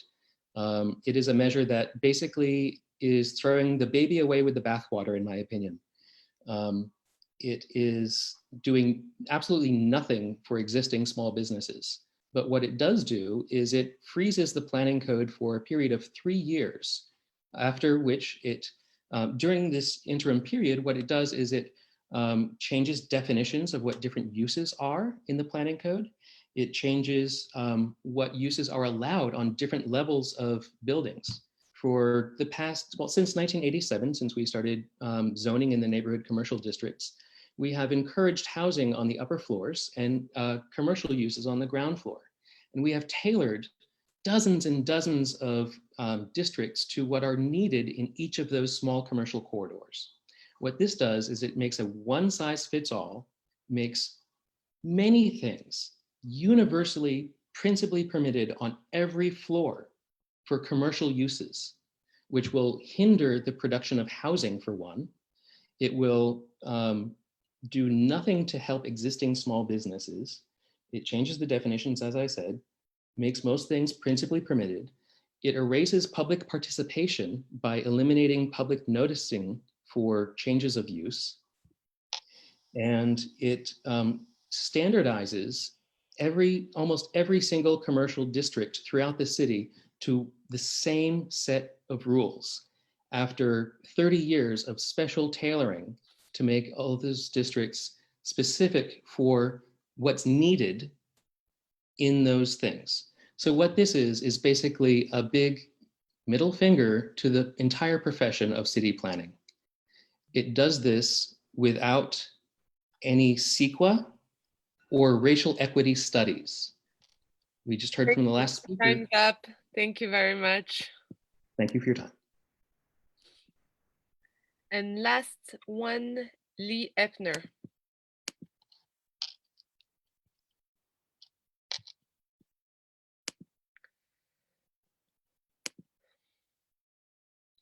Lee, can you see us, hear us? Hi, sorry about that. I just got promoted to a panelist. Hey, I wasn't going to say anything, but I thought while I was watching along, I may as well chime in with just a congratulations on a wonderful, exciting ballot. There are truly transformative measures on here, from the non-citizen service on city commissions to the transfer tax to the Article 34 repeal of a frankly racist provision of the California Constitution. There are provisions which seize the moment on law enforcement reform, whether that's removing the minimum staffing for police or oversight of the sheriff. And I just really want to, and there are consensus measures. There's very little cynical stuff on the ballot. There's the consensus gross receipts tax. There's the consensus parks bond, both of which are going to be really, really, really great and pay the city in dividends over the next several years, if not decades. So I hope this is an easy night for you all. I think that there's just a tremendous amount of really great stuff on the ballot. I want to compliment the Reform Democrats, many of you who wear several hats and are behind a lot of these measures. I want to thank the progressives on the Board of Supervisors for really seizing this moment and not letting it go by, and also not driving wedges when it would have been easy to do so. This should be, with maybe a minor exception, and I don't want to negate the comments of my friend Moses, a very yes ballot. And kudos to you all, and good luck voting tonight. That's all. Thank you. Thank you, Lee. And this was the last speaker, last public comment. Thank you very much to all our speakers and to all our members for being here. And that concludes public comment. Again, hearing from the registered Democrats that elected us to represent them is one of the most important things we can do. So we're very grateful to see people participate. And I especially, we want to hear from everyone, and we appreciate and value everyone's comments, but especially the young people that came out. Seeing those teenage future registered Democrats coming and speaking is really inspiring and powerful. And that is the future of the party. As some of the members, Member Williams and others were saying, that's how many people started, and now they're here as fully elected members. So can't wait to see what these amazing young people are going to do in the future. So with that, we're going to now move to, I think, what a lot of people came to see, which is item number 6, which is the endorsement of local qualified measures for the November 3rd, 2020 election. And the way that we're going to do it, as done by the agenda, is we're going to separate them into different types of measures, beginning with bonds, and there's only one bond that's on the ballot. Then we're going to move on to charter amendments. And for those of you who may not be familiar with city government, San Francisco is a charter city, and the charter is the constitution of the city. So changing that constitution is a very significant thing. And so we're going to take that separately, and then we're going to follow with ordinances. And so with that, before we start the process, I do want to give any last words to the co-chairs of the endorsement committee before we actually begin. Chair Gloria Berry and Chair Anabel Ibanez, do you want to say anything else at this point? I don't have anything. Okay. I do. I just want to say thank you to all the members of the public who joined us today and who came out and spoke passionately about the issues that they really care. Thank you so much. Great. So we're going to begin with the bond, and I'm going to take this opportunity to just make a general comment.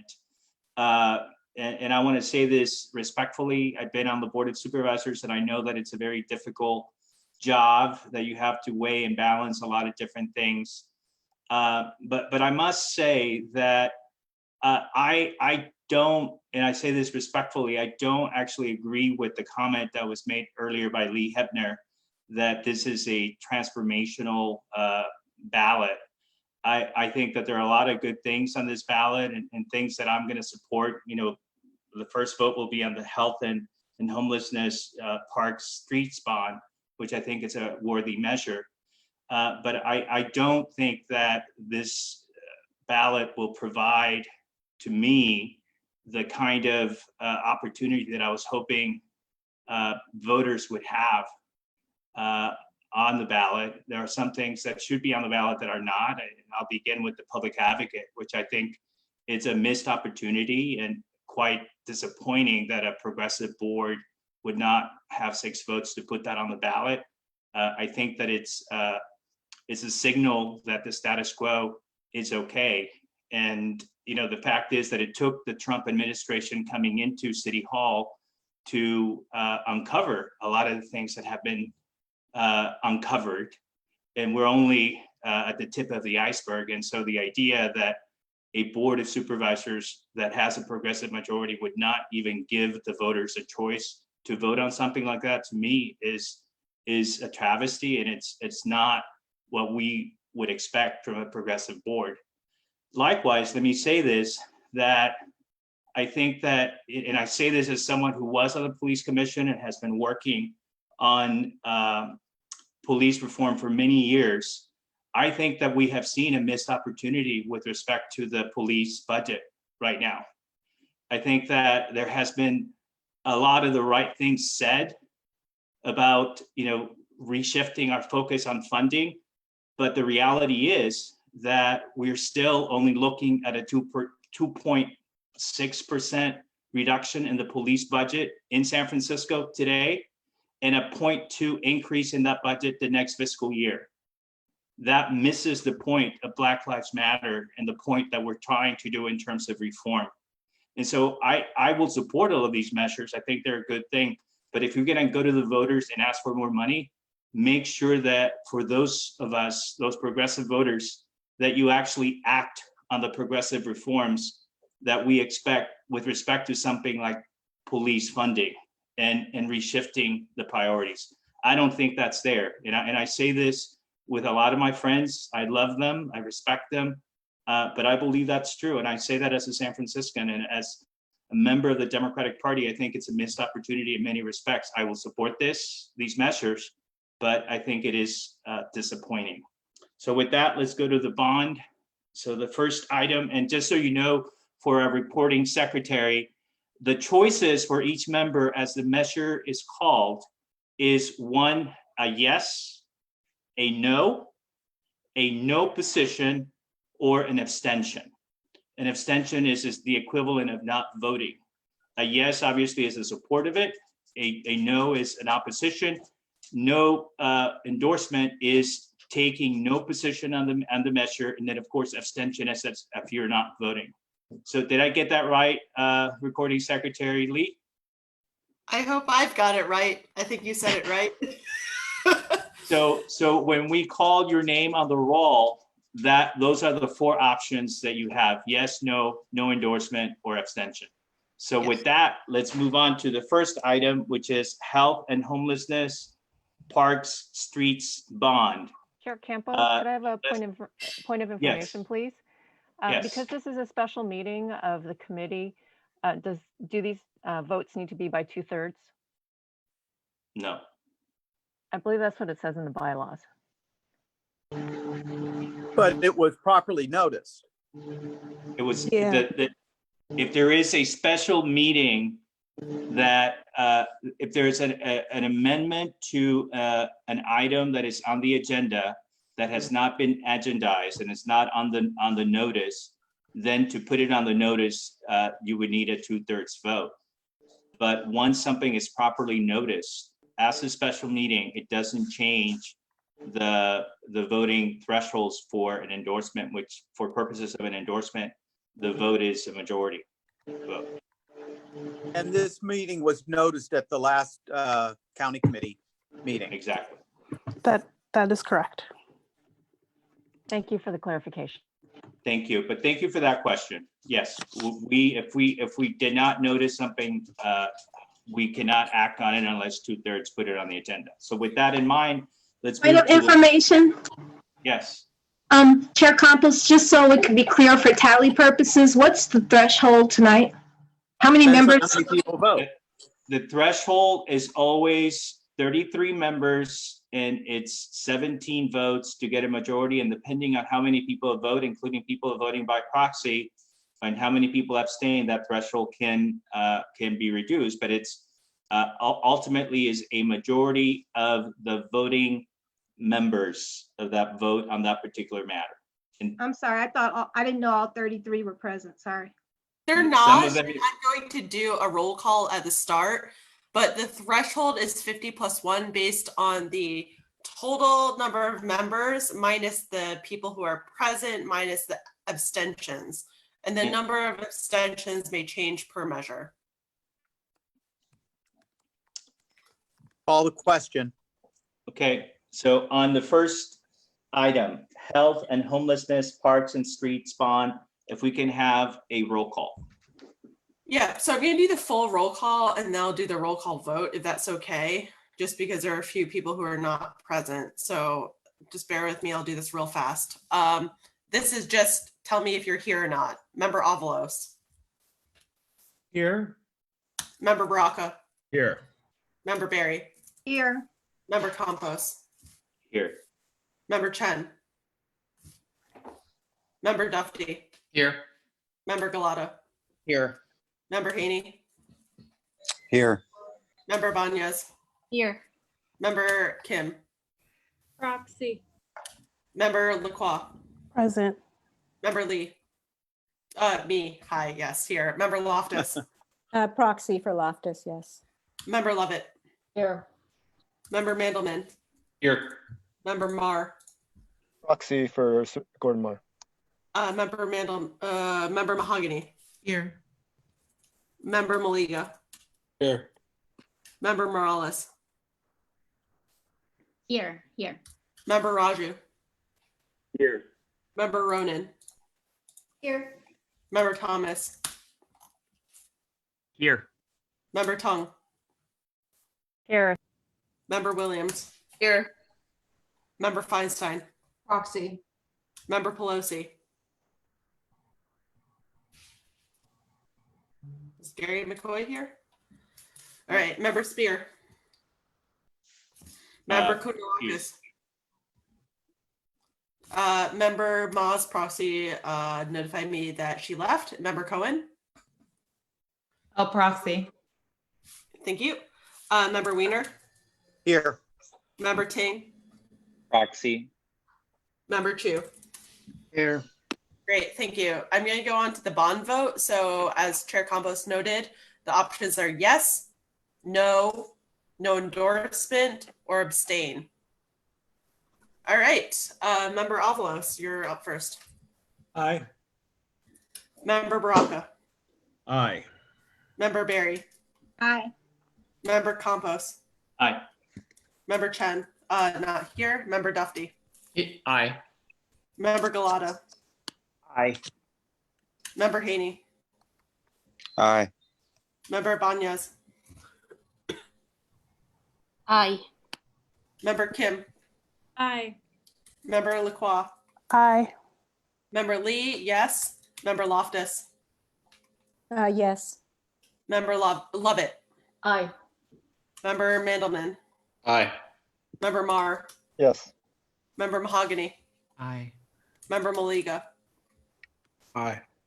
Member Morales. Support. Member Raju. Yes. Member Ronan. Aye. Member Thomas. Aye. Member Tung. Member Tung. Member Tom. Aye. Thank you. Member Williams. Aye. All right, so in terms of ex officio who's present, Member Feinstein, Yes. Member Cohen, Aye. Member Weiner, Aye. Member Ting, Aye. Member Chu. Aye.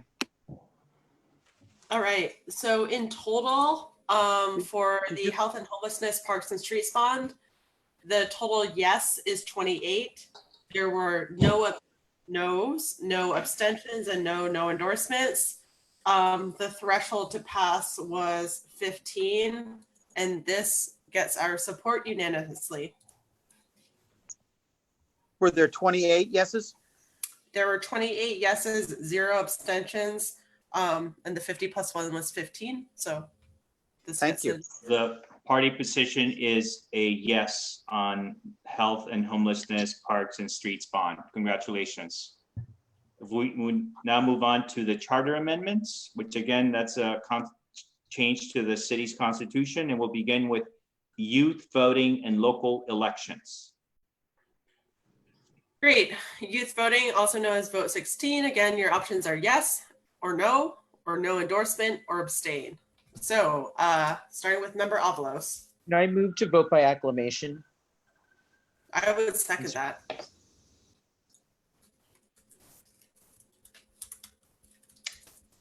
So there's a motion to vote by acclamation. Is there a second? Second. Is there a second? Second. No. Any objections? All those in favor say aye. Aye. Aye. Aye. Oh, yeah. All those any opposed? Any abstentions? Abstention. Abstain. Who was that? I've received it. It's Member Feinstein. All right, congratulations. With 27 voting yes and 1 abstention, we support youth voting, lowering the voting age to 16. Congratulations. Yes. All right, on to the next measure. This is removing citizenship requirements for members of city bodies, also known as commissions for all, I think. I would like to move this to vote by acclamation. Second.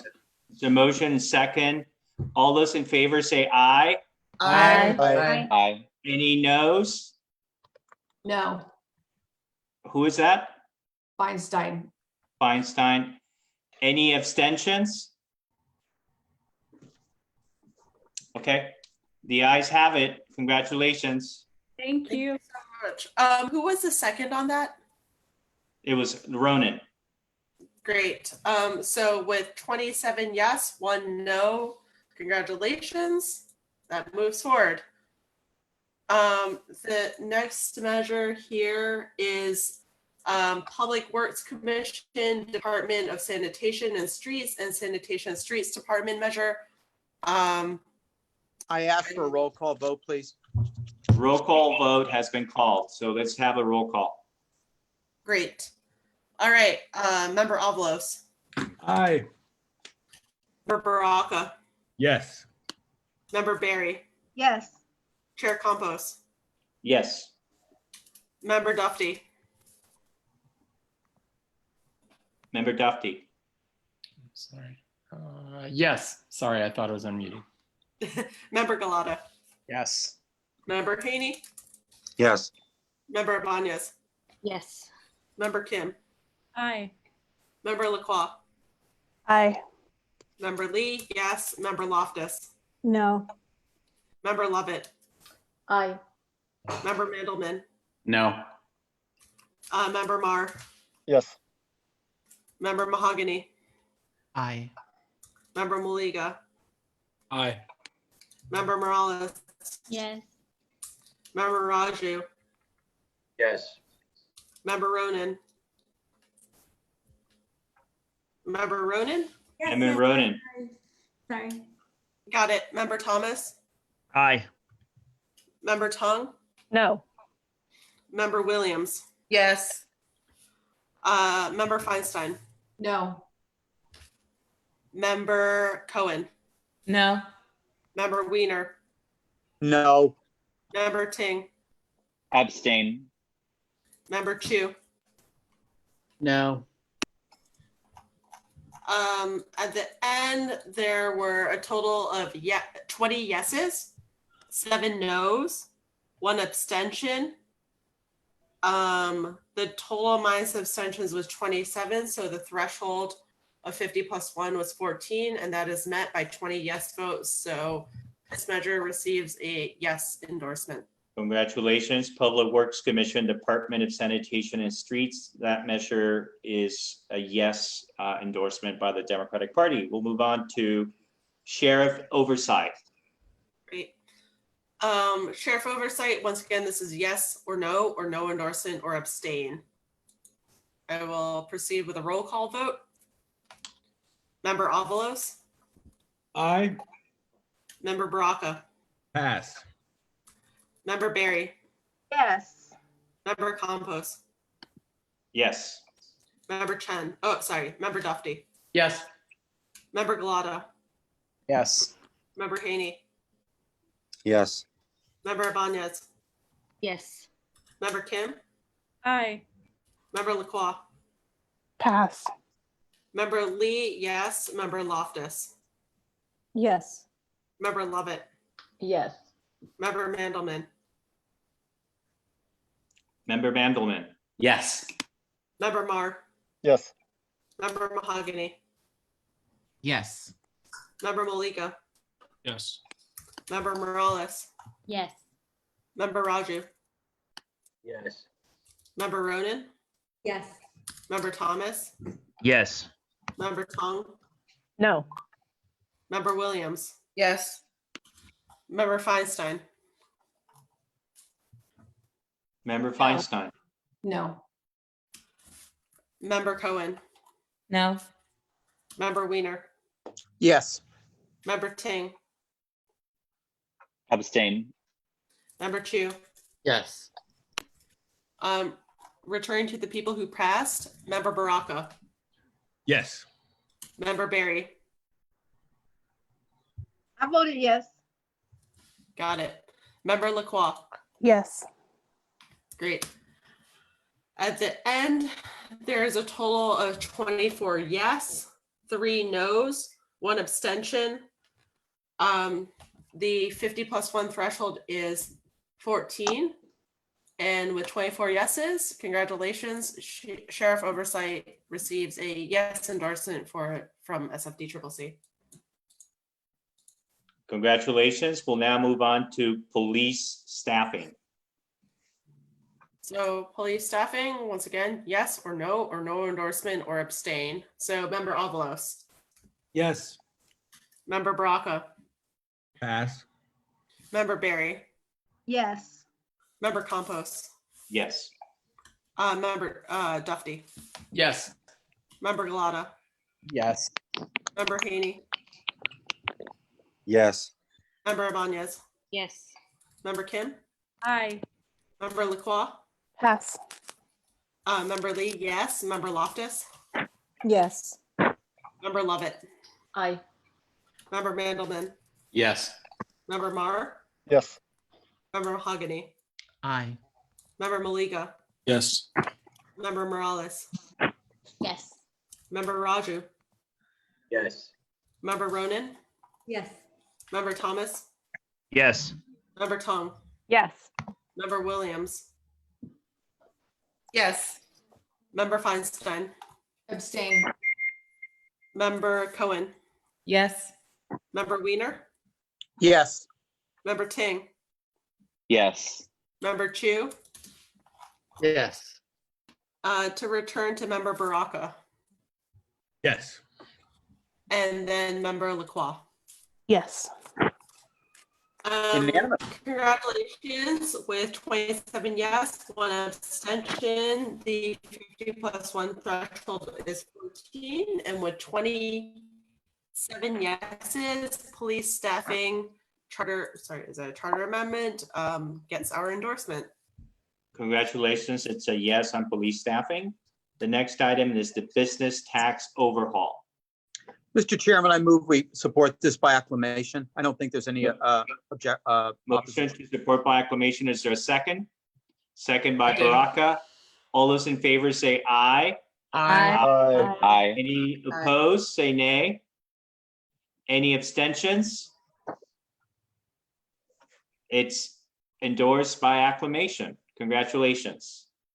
Thank you, Mr. Chairman. Thank you very much.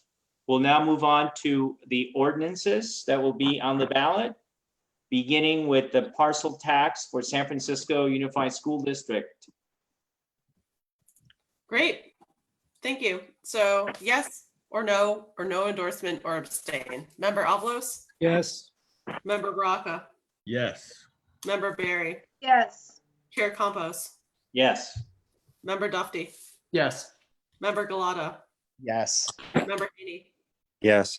Member Ibanez. Absolutely. Sarah. Member Kim. Aye. Member Lacroix. Yes. Member Lee, yes. Member Loftus. Yes. Member Lovett. Yes. Member Mandelman. Yes. Member Marr. Yes. Member Mahogany. Yes. Member Malika. Oh, yeah. Yes. All right. Member Morales. Yes. Member Raju. Yes. Member Ronan. Yes. Member Thomas. Yes. Member Tong. Member Nancy Tong. Yes. Member Williams. Yes. Member Feinstein. Abstain. Member Cohen. Yes. Member Weiner. Yes. Member Ting. Yes. Member Chu. Yes. Thank you. At the end of the roll call vote, there are 27 yeses, 1 abstention. The 50 plus 1 was 15, and with 27 yeses, this receives our endorsement. Congratulations.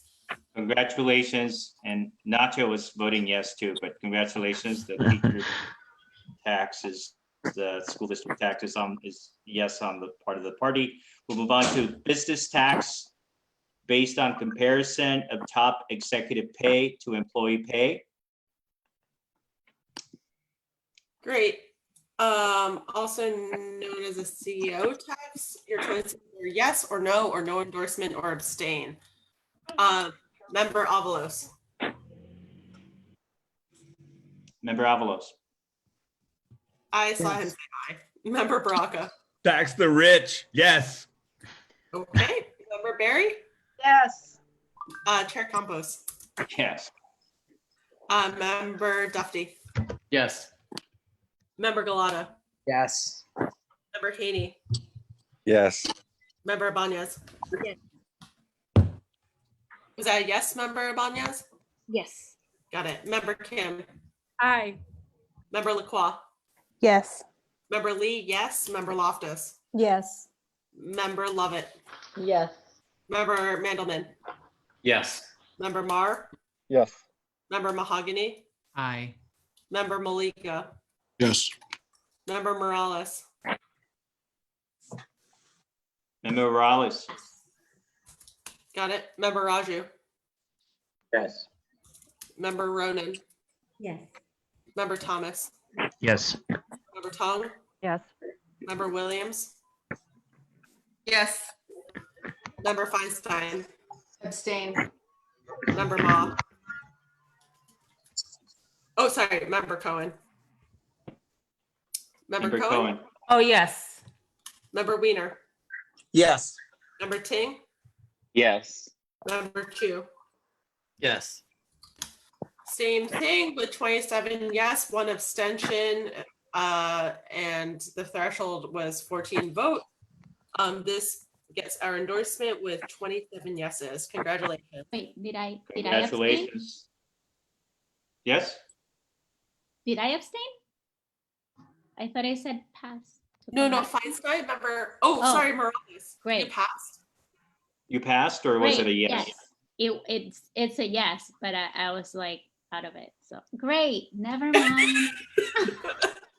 The abstention was member Feinstein. You're good.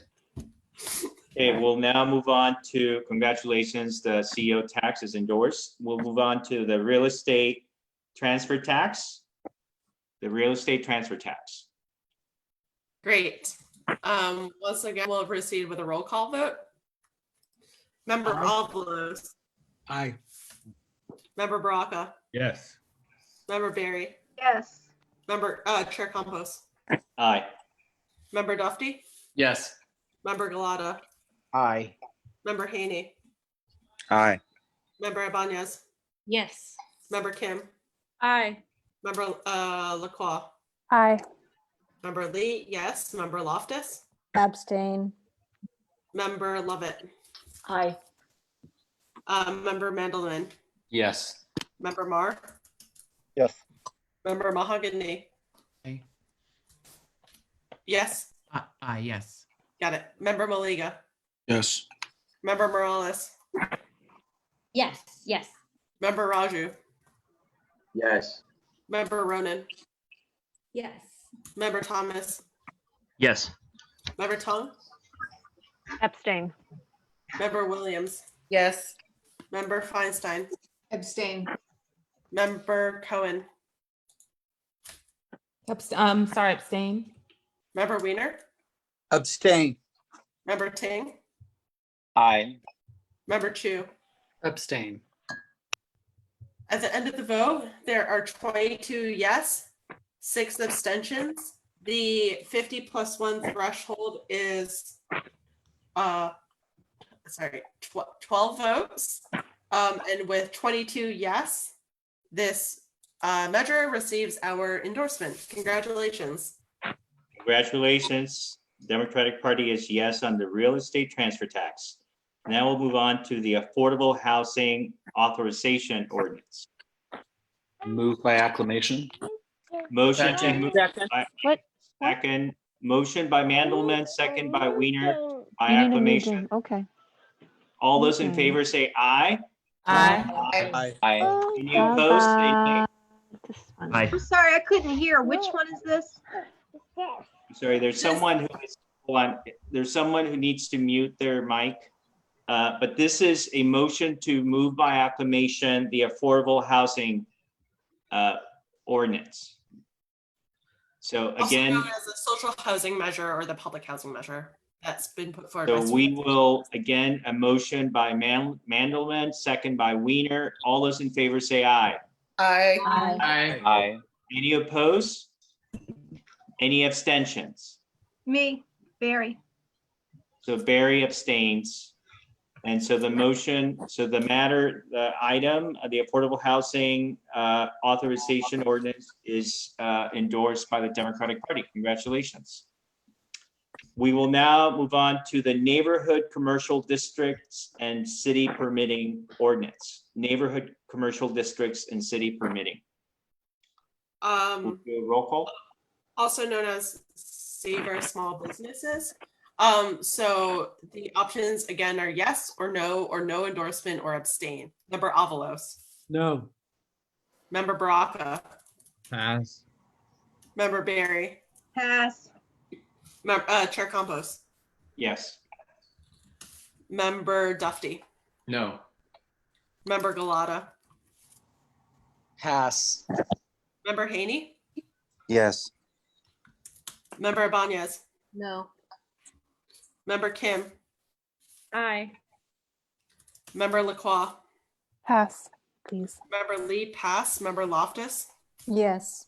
Member Lovett, Pass. Member Mandelman, Yes. Member Marr, Yes. Member Mahogany, Yes. Member Maliga, No. Member Morales. Now I'm passing for reals. Okay, got you. Member Raju. Member Ronan. Member Yeah. Ronan. Yes. Thank you. Member Thomas. No. Member Tong. Yes. Member Williams. No position. Member Feinstein. Yes. Member Cohen. Yes. Member Weiner. Yes. Member Ting. Yes. Member Chu. Yes. Okay, there are a bunch of passes, so I'm going to return to them. Member Baraka. Yes. Member Barry. Yes. Member Galata. Sorry, was that abstain? Abstain. Thank you. Member Lacroix. Abstain. Member Lee, yes. Member Lovett. No position. Member Morales. Yes. Member Raju. Yes. Thank you. I've received all the votes. There are 19 yes, 5 no, 2 abstentions, and 2 no endorsement or no positions. The 50+1 threshold is 14 votes. And with 19 yes, this measure receives a DCCC endorsement. Congratulations. Congratulations. After all that, it's a yes ballot. Thank you. Where are you, Lee Hefner? Sorry. So this includes the voting on the ballot measures. And the one thing that I would note is that my understanding, and the supervisors on the body would have a better sense of this, that there might be an additional measure that deals with a sales tax relating to Caltrain that may or may not end up going to the ballot. And if it does, we will bring it back to the meeting of August 22nd. So with that, we will now move on to new business. Is there any new business before the committee? And I would simply turn it briefly to Vice Chair of Partnerships, Peter Galata, so that maybe, Peter, you can just give a little bit of information about Vote Blue SF so that folks are aware of this critical and just huge undertaking to make sure that we in San Francisco can influence what happens not only in House races, Senate races, and the presidential race. Sure. Thanks, Chair Campos. Good evening, colleagues. Thank you to Chair Campos and to many members who joined us for the official launch of Vote Blue SF a couple weeks ago, marking 100 days to the election. As you heard tonight, we're at like less than 90 days. It's getting closer by the day, by the minute, and we have a lot of work to do as San Francisco. What we are so excited about is that we have teamed up with Pelosi to launch a virtual volunteer hub that is Vote Blue SF. And we already have events scheduled through the next month, thanks to many of our partner organizations that are hosting virtual phone banks, text banks, postcard parties. There's really something for everyone to plug into. And so we are really just a clearinghouse. That's what Vote Blue SF is. It is an event listing where we want volunteers to get plugged into any number of events happening on any given night of the week. There will literally be something happening every day through November. And so our ask is, my ask of all of you is to help us get the word out about Vote Blue SF, about the events that are coming up. We are also looking to host additional events beyond what we're already planning to do. So we're very interested in working with more organizations and communities to get more phone banks scheduled. We're looking to our Democratic clubs for your help as well.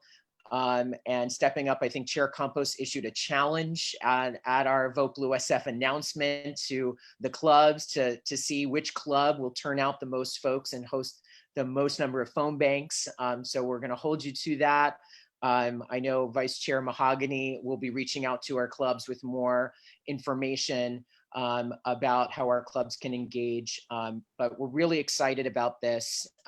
There is so much of a role that we can play right now. And I'm really asking everybody to help us. We all know folks in our lives right now who are just as fed up and pissed off as we are. And so channeling them to Vote Blue SF is an easy thing we all can do. And I'll be following up and sharing out more information with everyone in the weeks and months ahead. And would love to see even some of our DCCC members taking the lead on hosting phone bank nights and recruiting your friends and family and colleagues to turn out. And maybe we can even convert one of our DCCC meetings into a phone bank, which we did in 2018. So I would love for us to do that again, and just want to again thank Speaker Pelosi, Team Pelosi, all of their work, for Karima and the interns who were critical in helping us launch Vote Blue SF, and also all of our partner groups that are really coming together right now to stand together to take back our country. So thank you.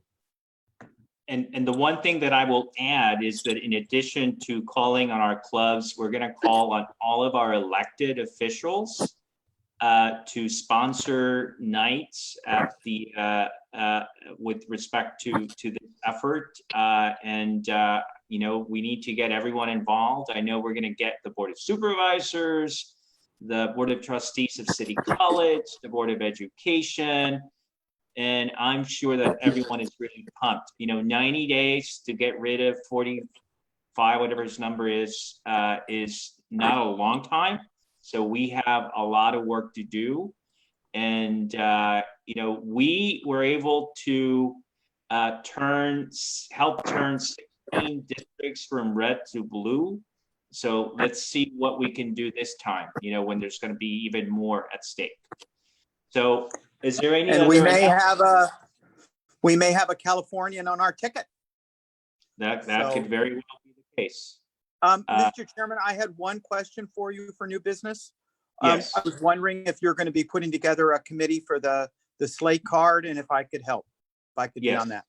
So I will be making an appointment of that committee in the next few days. And so if you are interested, if you can please ping me. I know that Matthew, you have helped in the past I'd like and to there help. are people that will be helping. So please let me know so that we can do the competitive process, select a vendor to do our program, which is going to be a critical program. So Thank you, Mr. Chairman. unless there is any other business before us, I want to thank everyone, and we'll see you in a couple of weeks on the 22nd for our endorsement of other local elected positions, including Board of Education, Board of Trustees, and the BART Board of Directors. With that, the meeting is adjourned. Thank you, San Francisco Democrats. Have a wonderful evening. Be safe out there. Thank you. Thank you. Bye. Have a good night, everyone. Bye, guys. Take care.